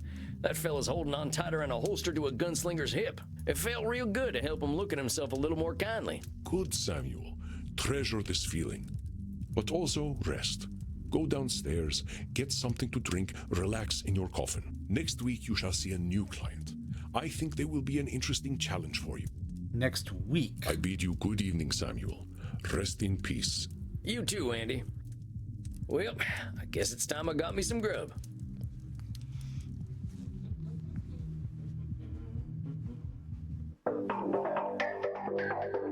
Back in the club. That's it, I guess. My first client. Can't believe I'm doing this therapy stuff already. Sure could use a drink. I'll check in with Crimson. Well, if it isn't Yosemite Sam, how you doing tonight, partner? Better already, hearing from someone from the States who knows the lingo. I'm not from any states, cowpoke. District of Columbia girl here. Hey, yo. I figured you must have been coastal. You sound a little more, polished than I do. You should hear my German. Maybe some other time. My brain's full tonight. I had my first therapy session with a real client. Oh, yeah? How do you think it went? I reckon it was a bullseye on my end. You should have seen me. Labeling, blam, disqualifying the positive, kapow. I'm glad to hear it. Someone has got to sort these vamps out. They know how to hold on to their problems. You ain't kidding. living or dead, once people hit 70, they get pretty dang set in their ways. You know Andy still uses a typewriter? I can't get that gorgeous man to see the light. Who was talking to me on Vmail then? Keep it up, cowboy. You're a breath of fresh air for these ancient ones. Anyone ever tell you you're wise beyond your years, Crimson? You must have had some life. Afraid I'm exactly as wise as my years. How old do you think I am, cowboy? You're somewhere around 30, right? Close, but very far away. I'm 50 years young. 50? I died around that age and I looked like shit. But you ain't a vampire. Like I told you, I'm Andy's blood partner. He shares his blood with me too, just not enough to turn me into one of you. I've been 30 for a good while now. Yeah, I did guess right at 30. But you ain't joining our team? Sounds like a story. Not for tonight, buckaroo. I bet you're thirsty after a big night. Andy told me to give this to you. Oh yeah? What is it? We had a group of Americans come in last week who donated their blood. Andy can't stand the stuff. He says the blood glucose levels are too high, but he thought you'd appreciate it. Oh, it ain't so bad. I gotta ask though, what does Andy's blood taste like? To me, it tastes like life itself, cowboy. I ain't sure I understand. Never you mind. Look, Tex, I've got some customers to serve, so go enjoy your juice, okay? Oh, of course. I'm keen to get some rest anyway. You have yourself a fine night, Crimson.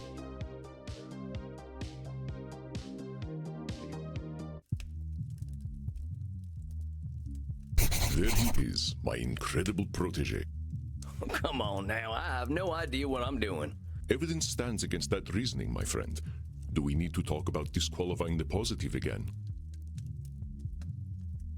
All right, I get it. I guess I've been muddling through okay. You've been doing wonderfully. It's such a I cute hope game. you are ready for a bit of a challenge tonight. Your next client has been known to be somewhat difficult. Here, look at her intake form. Isabella Deuscain. Dang, she's got some funny taste in hats.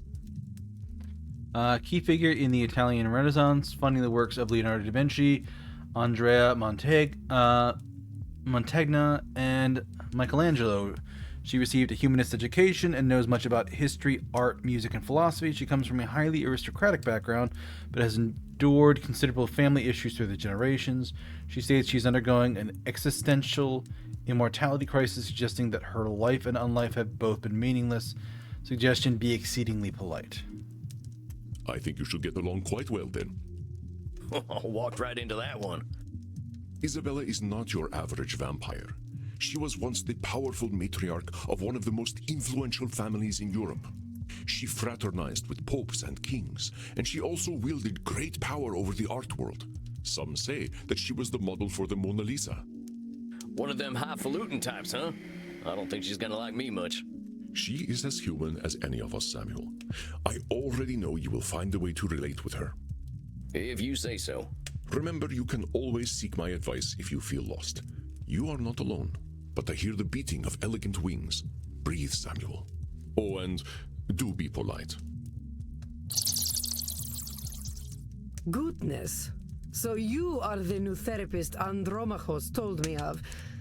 I was not expecting someone so rugged. Thank you for the compliment. Sam Wall's at your service, ma'am. You are a therapist. Well, that's what I'm here for, ma'am. Enough with this, ma'am. I am not running a whorehouse. You may call me Senora.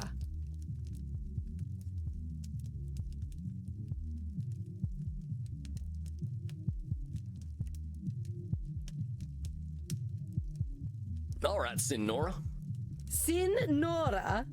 Must you assault my ears with your Neolithic grunting?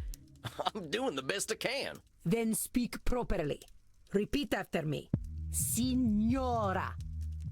Signora. Signora. Signora. Signora?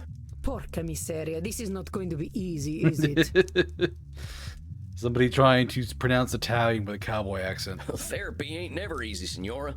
So, therapy is always easy then. I said it ain't never easy, Senora.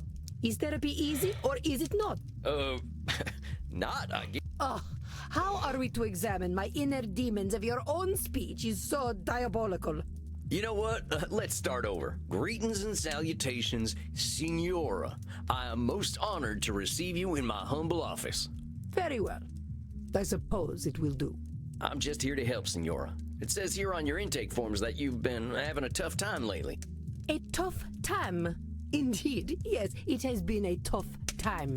The realization that not only am I a corpse, but that I have been a useless corpse for nearly 400 years is a tough time. Useless is labeling, and I feel like there's something else going So on what's there it too. off this feeling that you're a corpse?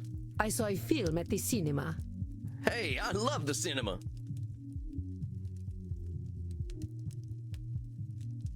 Well, not many of our kind are movie buffs. What are some of your favorite films? I would hesitate to say favorite, but there are some films that are more acceptable than others. For instance, Beneath the Velvet Dusk or In Search of Sadness are engaging explorations of the mortal condition.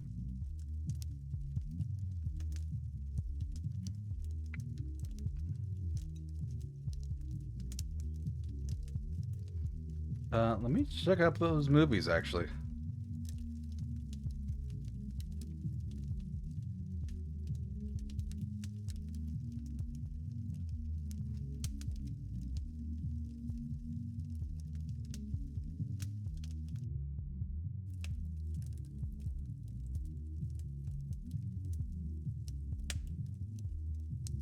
Beneath the Velvet Dusk. No, it's not actually a film. Fake names.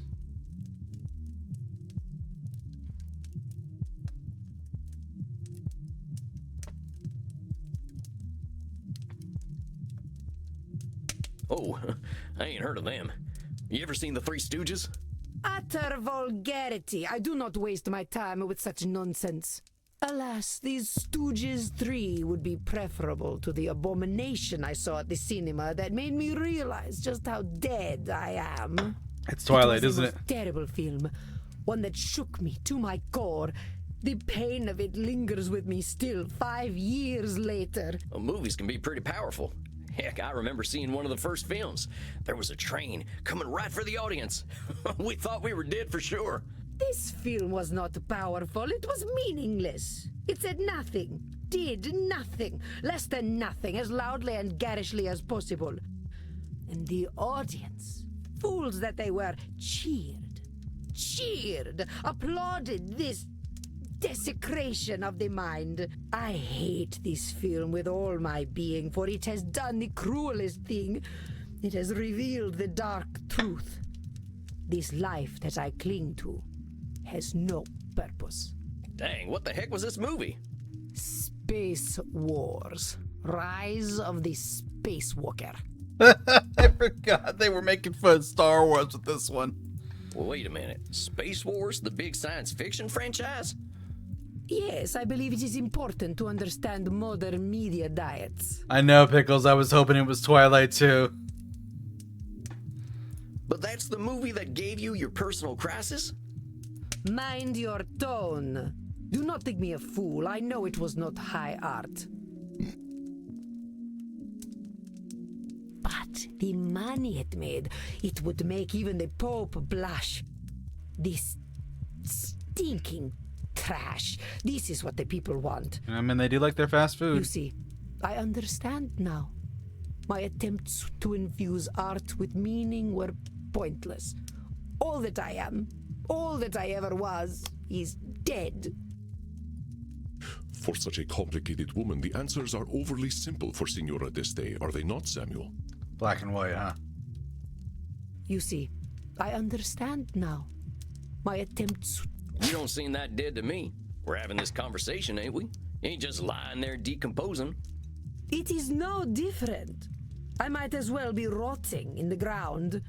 It's a little extreme. I think you might get pretty bored. Are you getting smart with me, boy? Look, I'm just talking facts. If you're saying all you are is dead, I think you might be doing some Nosferatu thinking. It ain't black and white. You're here. But let's go back to what you were saying. Once, I elevated art, and all the world benefited. Why have I lost my power to elevate art now? It's a control fallacy. All the world benefited? There's a lot of people, and they got a lot of different preferences. You can't get them all, can you?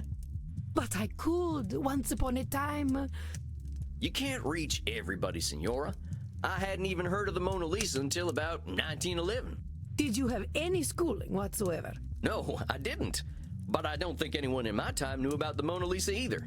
Oh, how wonderful. You add to my despair. He grew up in the Wild West. I'm saying you can't reach everyone, even in your own time.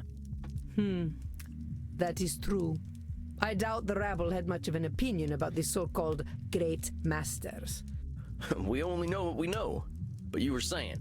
It was all for nothing. What good was guiding Da Vinci when they sell the Mona Lisa on beer coasters? All for nothing. Oh, come on now. Just because the Mona Lisa's been on a coaster doesn't mean that's all it's ever been for. I almost went for control fallacy on that one, but nope, disqualifying the positive. I think you might be downplaying just what an impact you've had on the world. The world needs no help from me to reduce my life's efforts to cheap commodities. So just because something gets printed on a t-shirt, that cancels out everything that's good about it? Yes, that is exactly what it does. It's a little I extreme. was good at disqualifying the positive. It should not be so. Art should have meaning, purpose. Beauty should expose truth. You're saying art should have meaning and purpose, but does all art need those things? What is the purpose of creation otherwise? How about if I just like doodling? Ain't that a good enough reason to draw? It is a pointless reason. Well, maybe I want to do something pointless. All I'm saying is that I don't have the same shoulds you do. Perhaps you should. But I don't. I'm gonna do what I'm gonna do. Which is speak like a peasant. I am a peasant. Heck, that's what I am, Senora. Ain't nothing gonna change that reality. Let's get back to what you were saying. But it seems I am just a dead woman. A walking corpse who is not worth listening to. I should walk into the sun.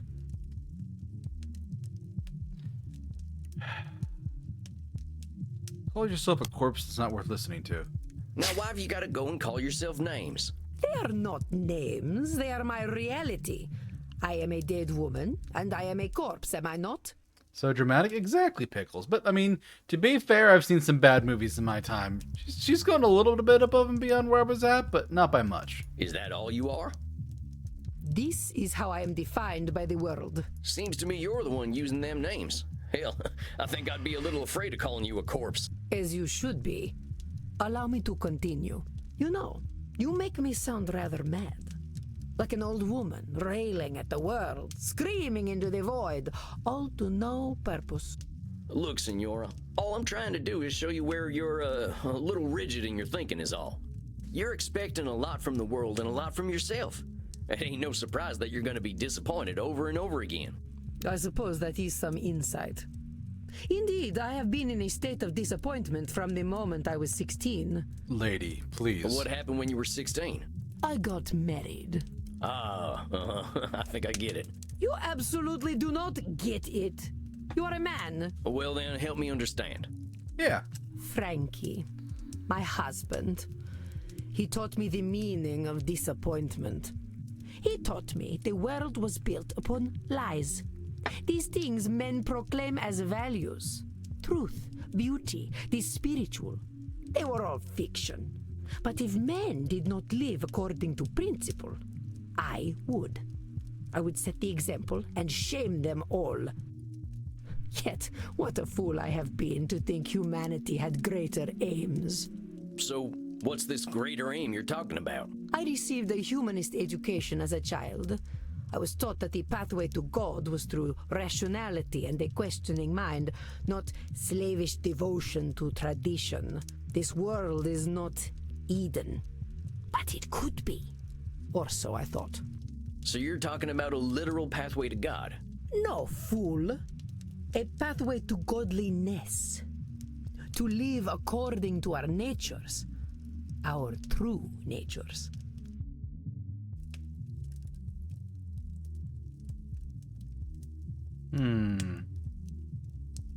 You mean being vampires? Come now, boy. Nothing could be further from natural. All this foolish hissing and copulation and blood drinking does not bring us closer to God. But it does give us more time to find the path. Well, talk to me about this pathway to God. How do you reckon we find this path? I reckon nothing. I've always known that we can find our way back to God by fulfilling our human potential to be the greatest souls possible. It's not disqualifying the positive. It's not labeling. It's not should.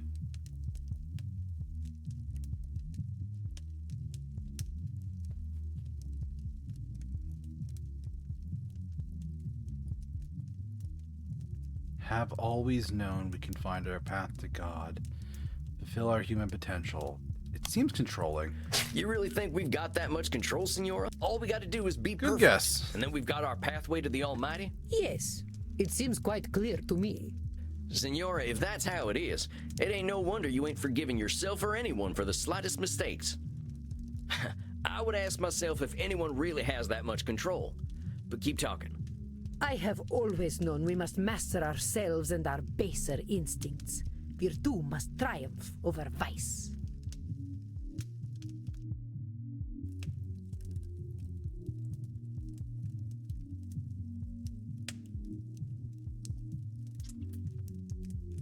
This is a should statement without the should. We should master ourselves and our baser instincts. I guess should statement. I think that's what it is. You know there have been many entities over time that have tried to control humanity. They have all failed, and the Senora would do well to remember it. I have always known we must master ourselves and our baser instincts. You've been around a while, Senora. Okay. In all that time, when have we mastered ourselves and our baser instincts? Not a single day. Men especially have no bottom to their depravity. All right, fair enough. So us fellas have disappointed you every day for a few hundred years, right? Ain't that proof that nothing you do is gonna change that? An evil thought, Mr. Samwalls, but true, I concede. We're in agreement then. It's a little bit of a control fallacy to think that's gonna change because of you. Yep. Well, let's keep going. I have always known that the earthly lives we lead are disgusting, and only war and death can come of them.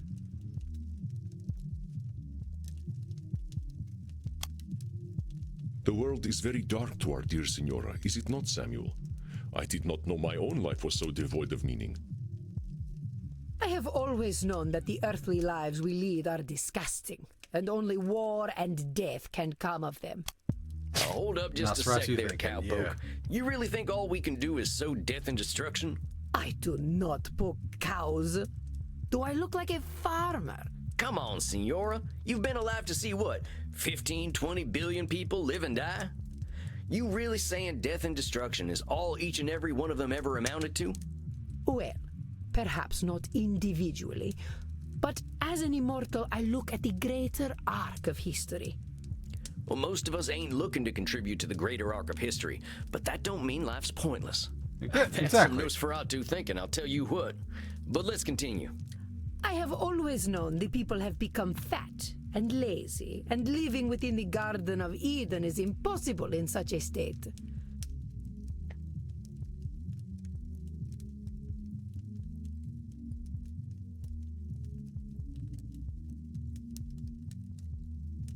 She's not disqualifying the positive, I don't think.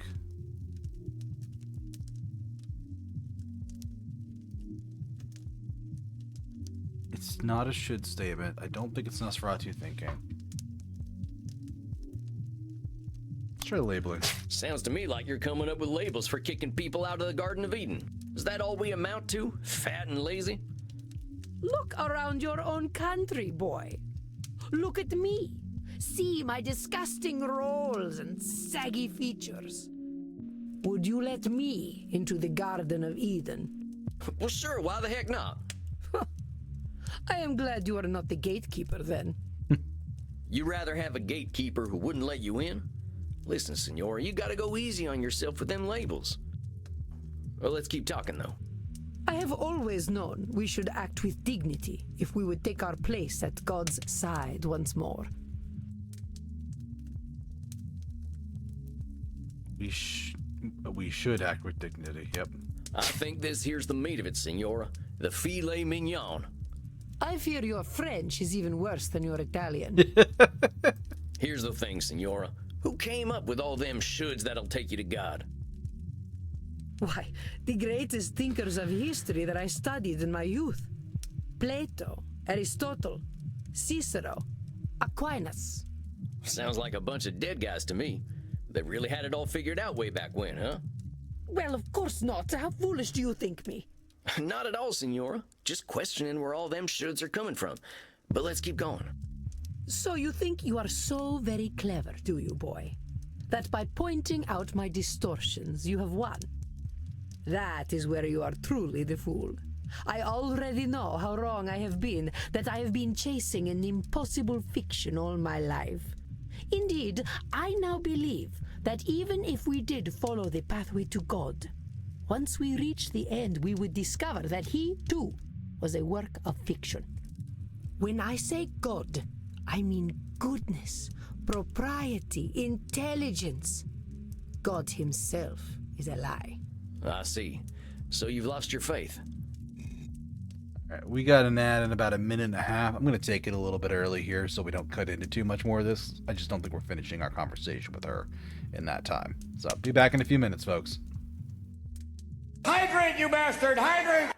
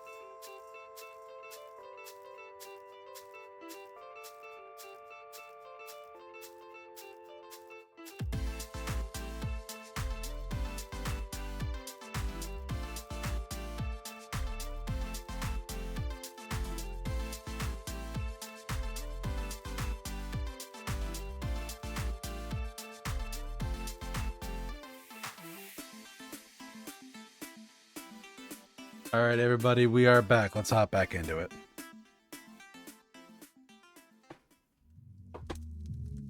Sorry for taking a little longer there. We're stopping by a friend's stream tonight. She's doing a donation goal, and she is crushing her goals and doing quite well for herself. Unfortunately, to her chagrin, she is suffering under success. But no, I stopped by Vexing Cat over my break, and she's doing her donation thing. We're probably gonna raid into her tonight if she's still around. But she unfortunately made the mistake of letting people put sticky notes on her for $20, and she is now currently covered in sticky notes. So, good luck, Vex. All right. I'm just gonna save because I haven't done that all night. All right. So, Senora lost her faith. Yes, it has crumbled to dust, much like myself in this fat, wretched old body. Hey, don't talk bad of yourself. Beauty and truth are lies. Ideas developed by ugly men to justify their existence. She's crushing her goals. I think she thought she wouldn't do very well. She's been going for about as long tonight as I have, about 2 hours and 15 minutes. She's blown away all but one of her stretch goals. She's raised $2,000 for charity, Pickles. She is now grappling with the fact that she now has to play Phasmophobia and is like within $500 of having to play Reanimal, which is another game she doesn't want to play because she doesn't like horror games. I will absolutely allow that through, Pickles. Yeah. All right. While we occupy ourselves chasing those ideals, they create space wars to leech our money and our vitality. And to think they call me judgmental while they created the false ideal to judge against. You don't think I'm judgmental, do you, boy?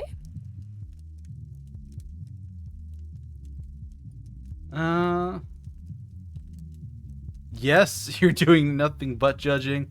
I've never seen anyone judge more than you. Let me go with the middle one. I wouldn't put it that way exactly. Besides, I ain't gonna call you names. In fact, that's where I think I want to challenge you.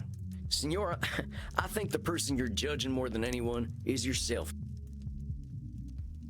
Yeah, she was in the beginning. I'll have to watch the VOD, Pickles. I know you got raised with all them high ideals, so of course you're getting disappointed when nobody can reach them. That's some heavy pressure. Not just on them, but on yourself.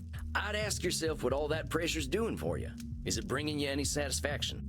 We can't always control what things are gonna be. This is not acceptable.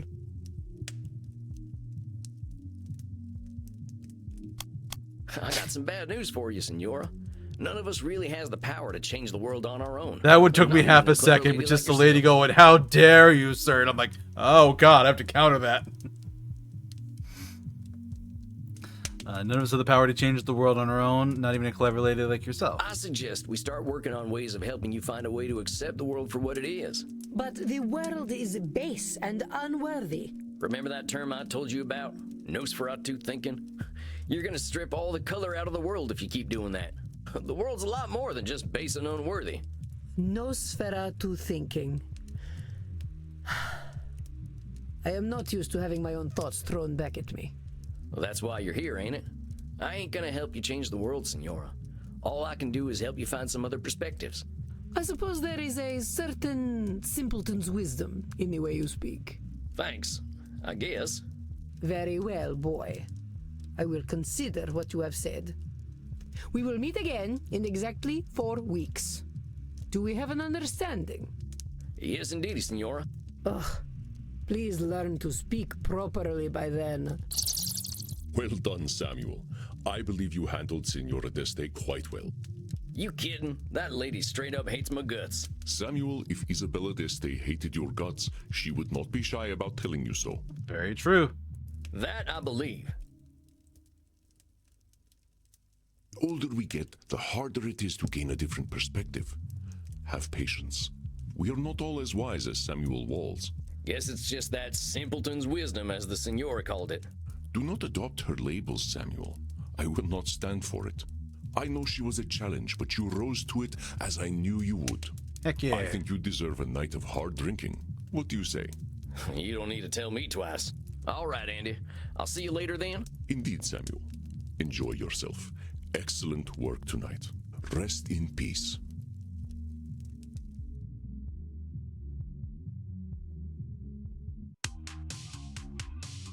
Clubbing time. Dang, I think that's enough abuse for one night. I could use a drink and a quiet night. Hey, cowboy. Why the long face? I used to say the same thing to my princess. Your daughter. My horse, actually. She never really understood the joke, but I still like telling it to her. Yeah, I knew it was the horse. You didn't answer my question, gunslinger. What's got you down? Oh, I just finished up with my second client. She gave me a tongue lashing to remember her by. You ever talk to someone who's so educated and refined that they make you feel like a space alien? Only everyone I ever met in law school. At least until I learned to speak their language. You're a lawyer? Was, and no, I wasn't the blood-sucking kind before you start with the vampire jokes. But I get what you're talking about. People can use language like a membership card. You don't speak the lingo, you don't get in.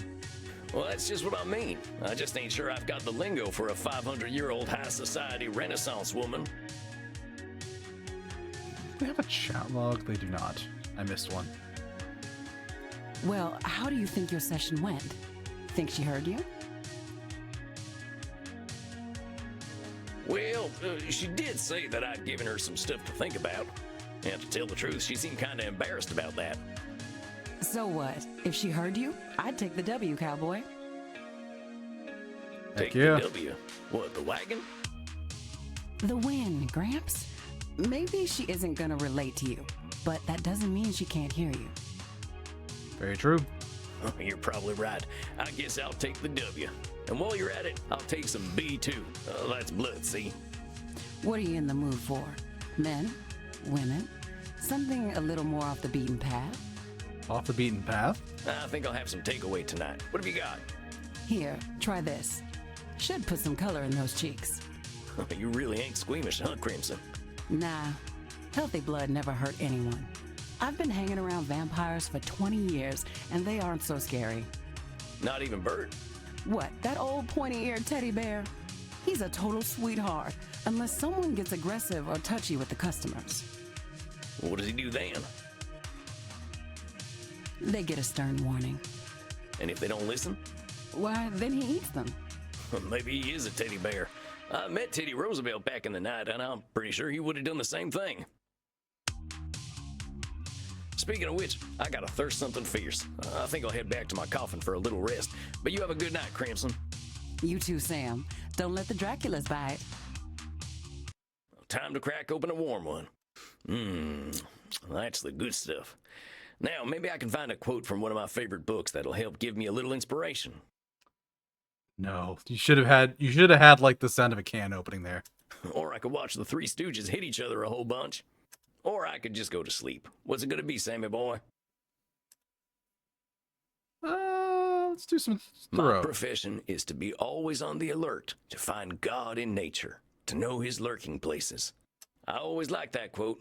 I ain't a God-fearing kind, but it's true. There's a natural beauty behind the man-made world if you know where to look. Isabella D'Este's all culture and breeding, but underneath, she's got her vulnerable and beautiful humanity too. I just gotta remember that. All right, that's enough for one night. Time for some rest. I hope my next client will be a little easier.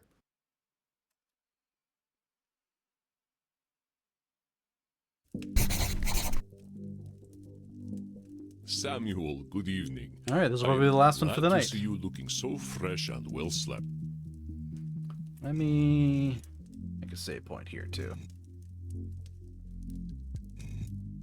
Uh-oh, something tells me I'm in for it tonight. The truth is seldom unseen by you, my friend. Tonight, you face perhaps one of the most difficult challenges a therapist can face. The fact that you may not be able to help everyone.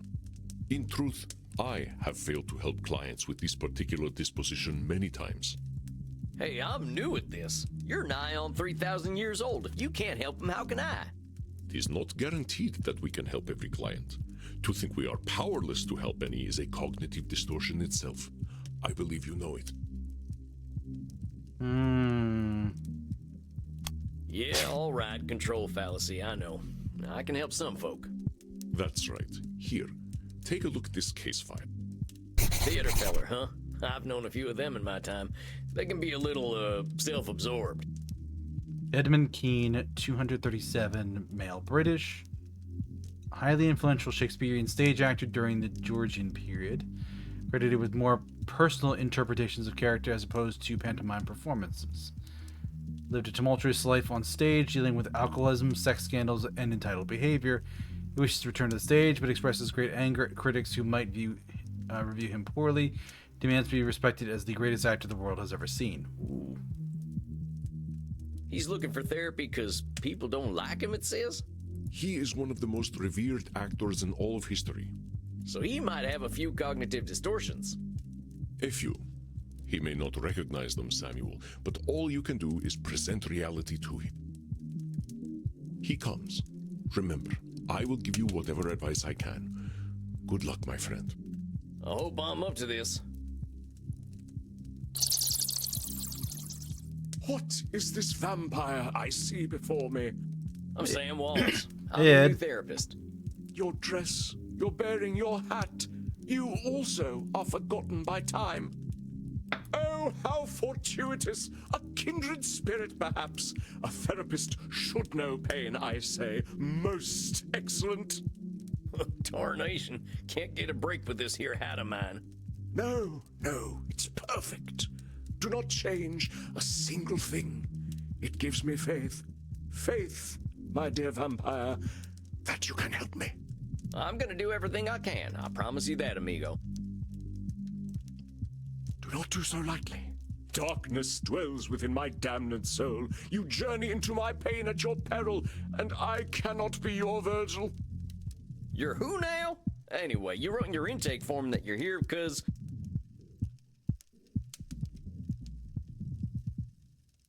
Well, Mortals don't appreciate you. appreciate you, you said. Indeed, and I fear they cannot. They must die to appreciate life. As mortals, they I know my cannot phone's ringing. ask the immortal questions. What is life for us who do not live? Why are we here? Why do we continue? What do we do when death has no meaning? And what a piece of work is vampire! How noble in stature, how infinite in life!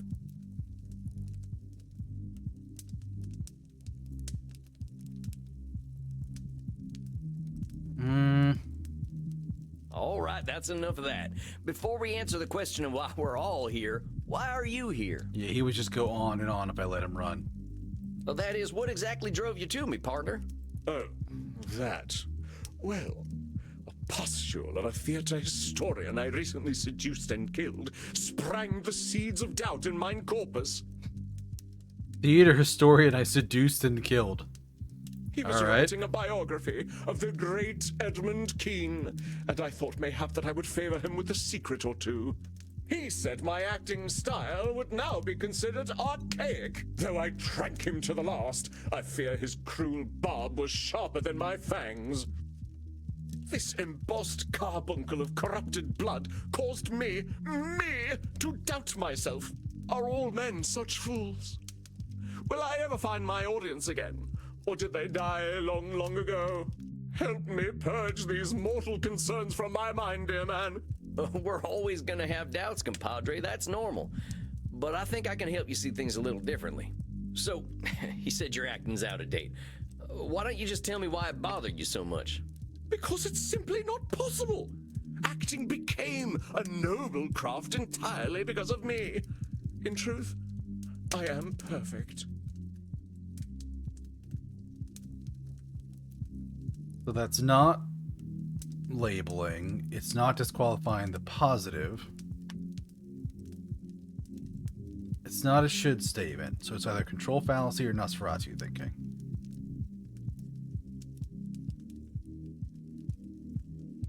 He's thinking in extremes.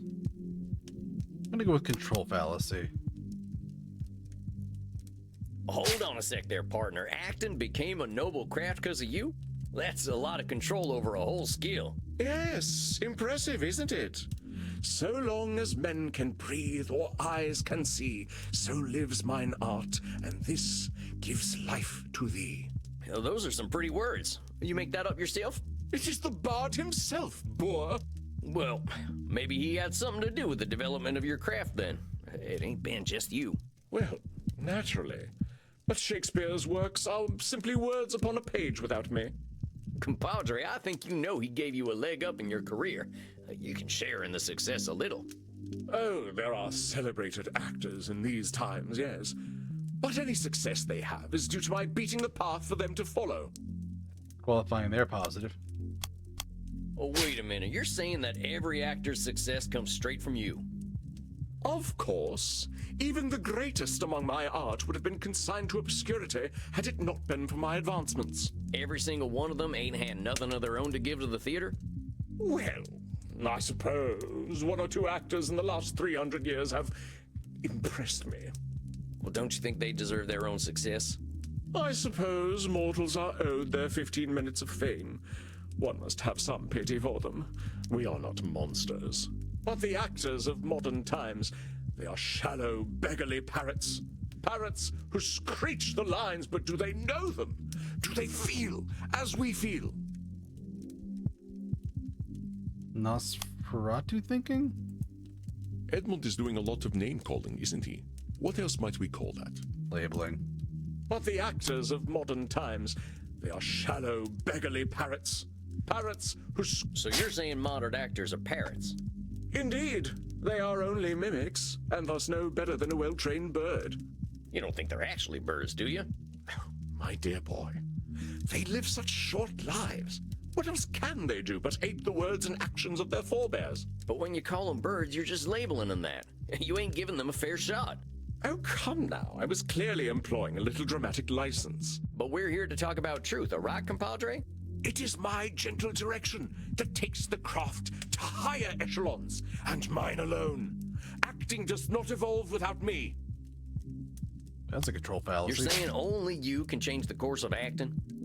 It is demonstrably true. There is acting before Edmund Kean, and there is acting after Edmund Kean. But there's so many types of acting out there. I mean, I remember when vaudeville came out, but I don't think you had anything to do with that. Vaudeville? Oh, like so many American arts, an art of the grotesque. You plunge a dagger into the heart of subtlety.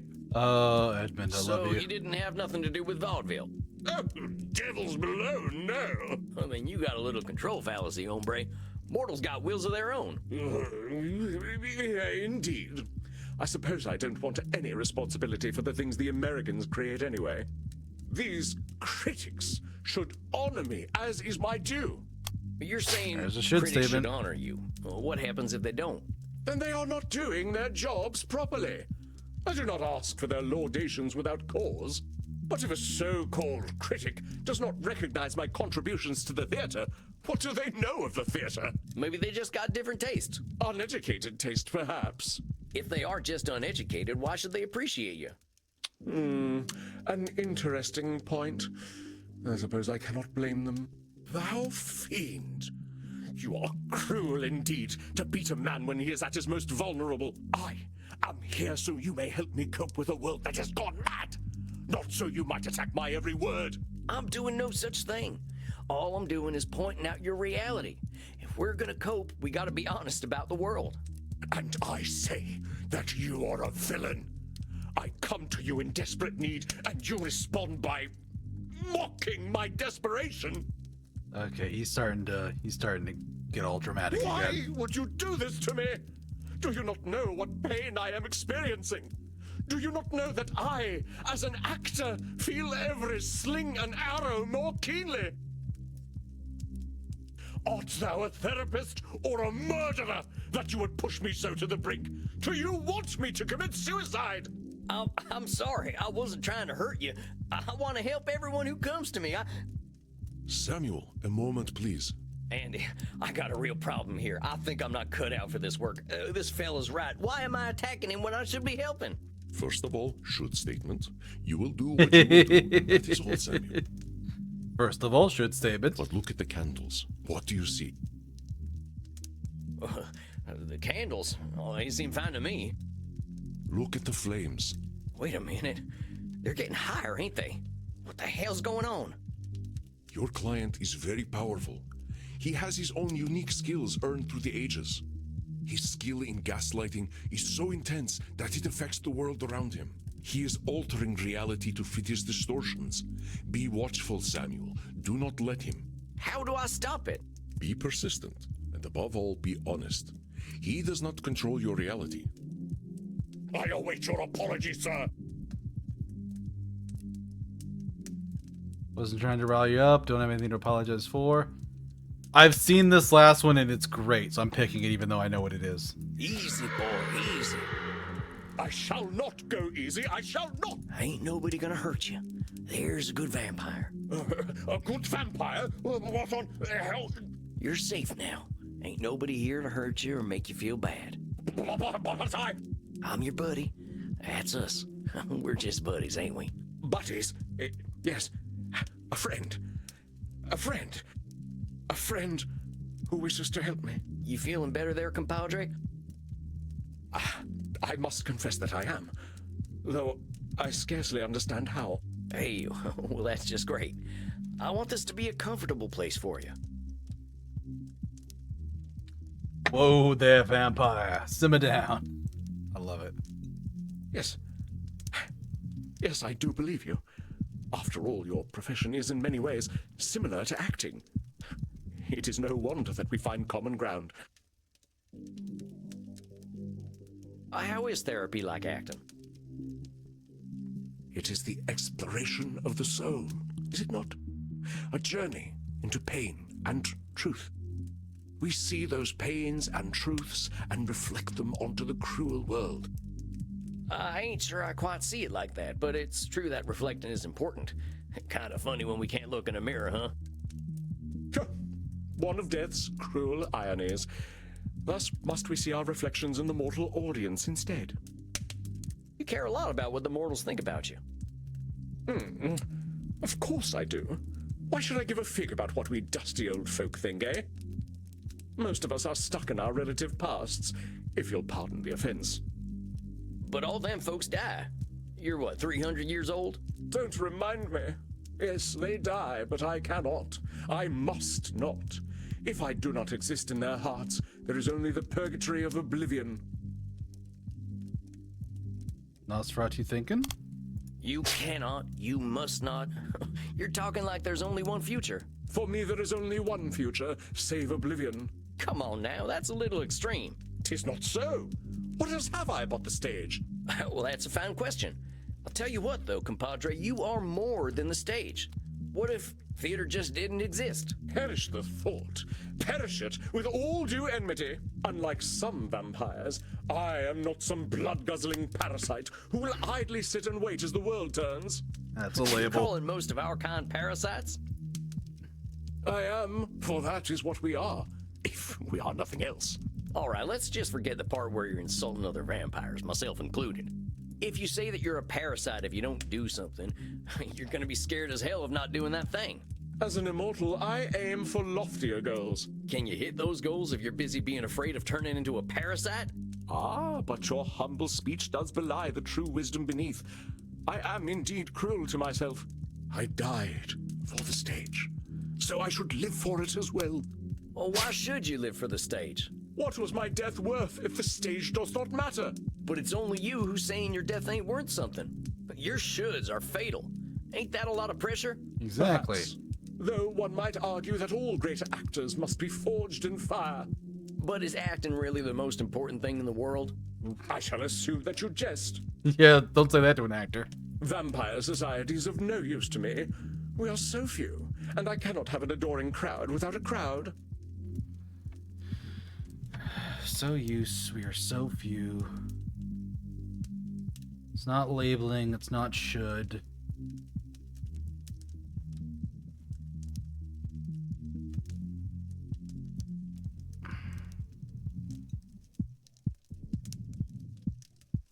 I can see it being any of the other ones. Of no use to me, we are so few, I can't have... Like, there's a lot of positives to vampire society other than the adoring crowd.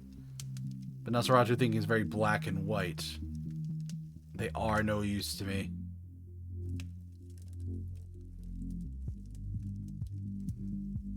I'm sure I disqualified. Vampires ain't got nothing to Yeah, I was offer you. right.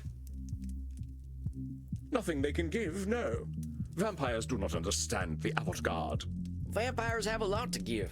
We got time to understand things mortals just can't. I think you're disqualifying the positive things about us vampires. Oh, perhaps. But an understanding of the stage is not one of them. You know, I see what you are doing. The motivations of man are well known to me through my art. And what am I doing? You are mocking me, undermining me, causing me to doubt myself. I know thy purpose, wretch. This therapy business is all a ruse. You would lay me low and claim dominion over me. All I'm trying to do is help you, friend. Reality's a lot easier to deal with when you can accept it for what it is. So, now you doubt my sanity? Is there no end to your japes and jabs? I shall not break. Oh, you shall see. The tides of cruel seas will crash upon me, but I do not wither. I know thy game, trickster. You wish to keep me in your debt. The more I doubt myself, the more you take from me. You think you are clever, but thy tongue outvenoms all the worms of the Nile. The worms of the Nile? Does the Nile have venomous worms? Well, what have you to say for yourself? Speak, that I might hear thy bile.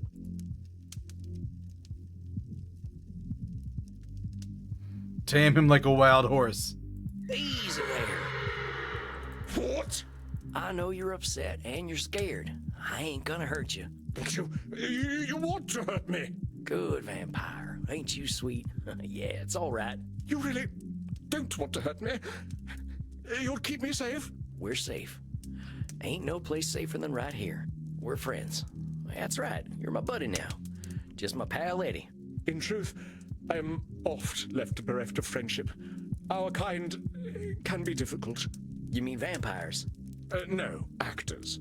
But to sense one is not alone in all the world is a feeling to be cherished.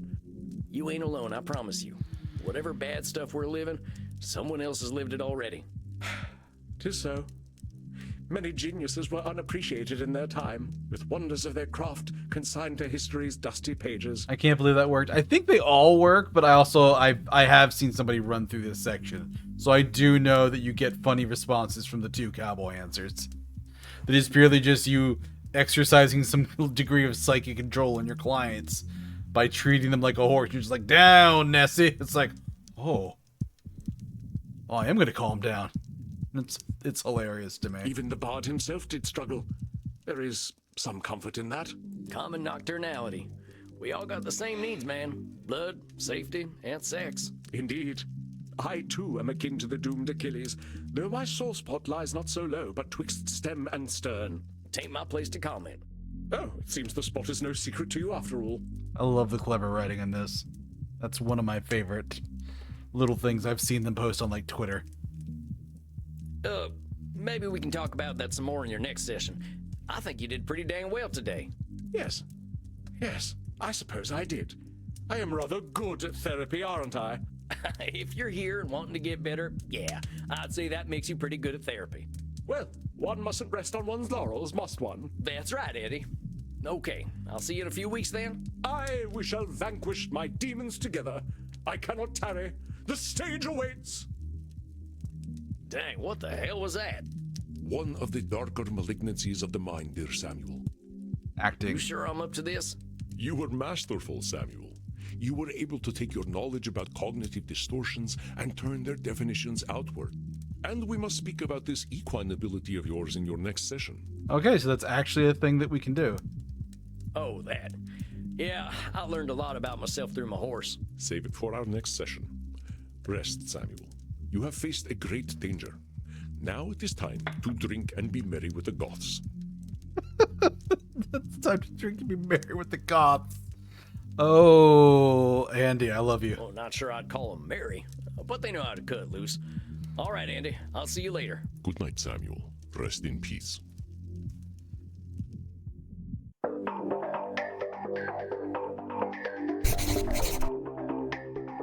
Well, that was one of the weirdest experiences of my life. I probably want to forget that. I should go talk to Crimson. If it isn't Sammy the Kid, plop that butt down. Got a shot prepared for you. Well, thanks, Crimson.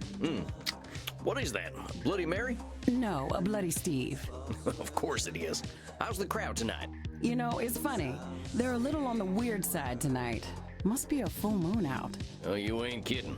I just had my first therapy session with the strangest fella I ever met. The actor type. Used to be an international celebrity back when I was alive. Seems like fame's a nasty drug. Like Andy says, people are people. Doesn't matter what era they're from. Very true. Feeling good about your session, though? Yeah, it went really well. He was pretty confrontational, but he was happy to talk about himself at least. Andy says the real clients to worry about are the ones who've got nothing to say. I get that. Being a human isn't easy. You gotta be pretty damn privileged to have no problems at all. Oh, this fella definitely has plenty of problems. I think he'll be keeping me busy. It's a big world out there, cowboy. Full of vampires with no self-awareness. Well, ain't that the truth? Well, here's to change then. To change. You, drinking Andy's blood there? Andy's? Nuh-uh, this is a plain old mortal drink. You think anyone would want to drink that man's blood from a bottle when they can get it straight from the source? I suppose they wouldn't. You didn't say the last word. I'm not proud to drink blood, Sam. Wouldn't be doing it out here. I didn't mean to cause offense, ma'am. Not your fault. I guess I shouldn't be offended. Who's telling you that you shouldn't be offended, Crimson? I know this blood drinking stuff is complicated. Damn right it is. Look, I have customers to deal with. But let me give you some advice, Buffalo Bill.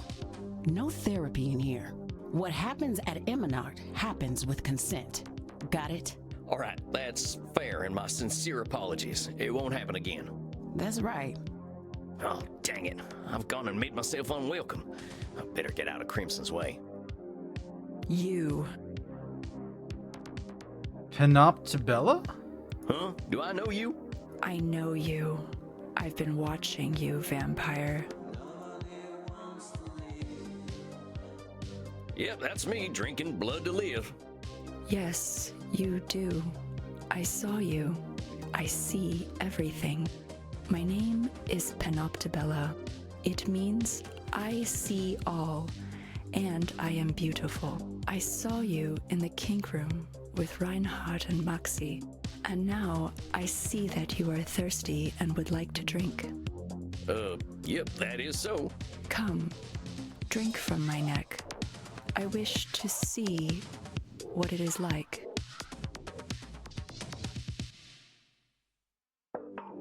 You don't see very well, do you? Dang, I guess not. Let me try again.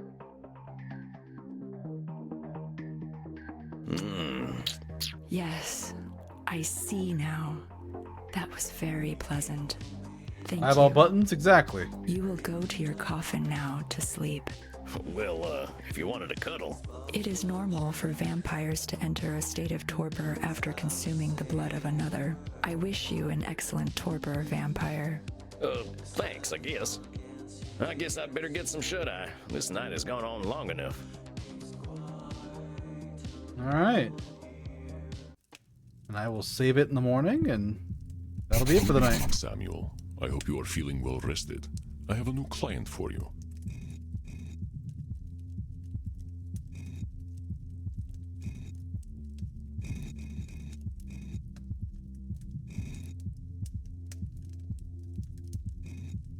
Yeah.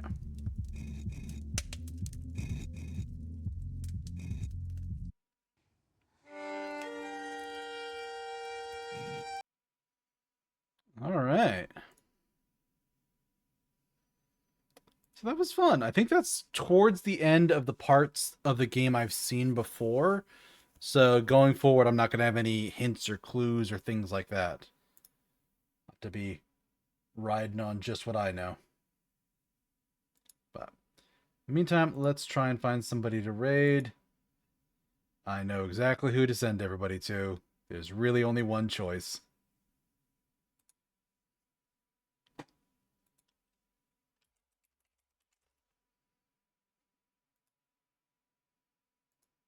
So we're gonna go raid Vex. We're gonna add to this lovely little chaos here. Reminder, you can catch all my old clips and VODs on YouTube, including the new videos that are gonna be starting next week. So new VODs, new shorts, all that good stuff.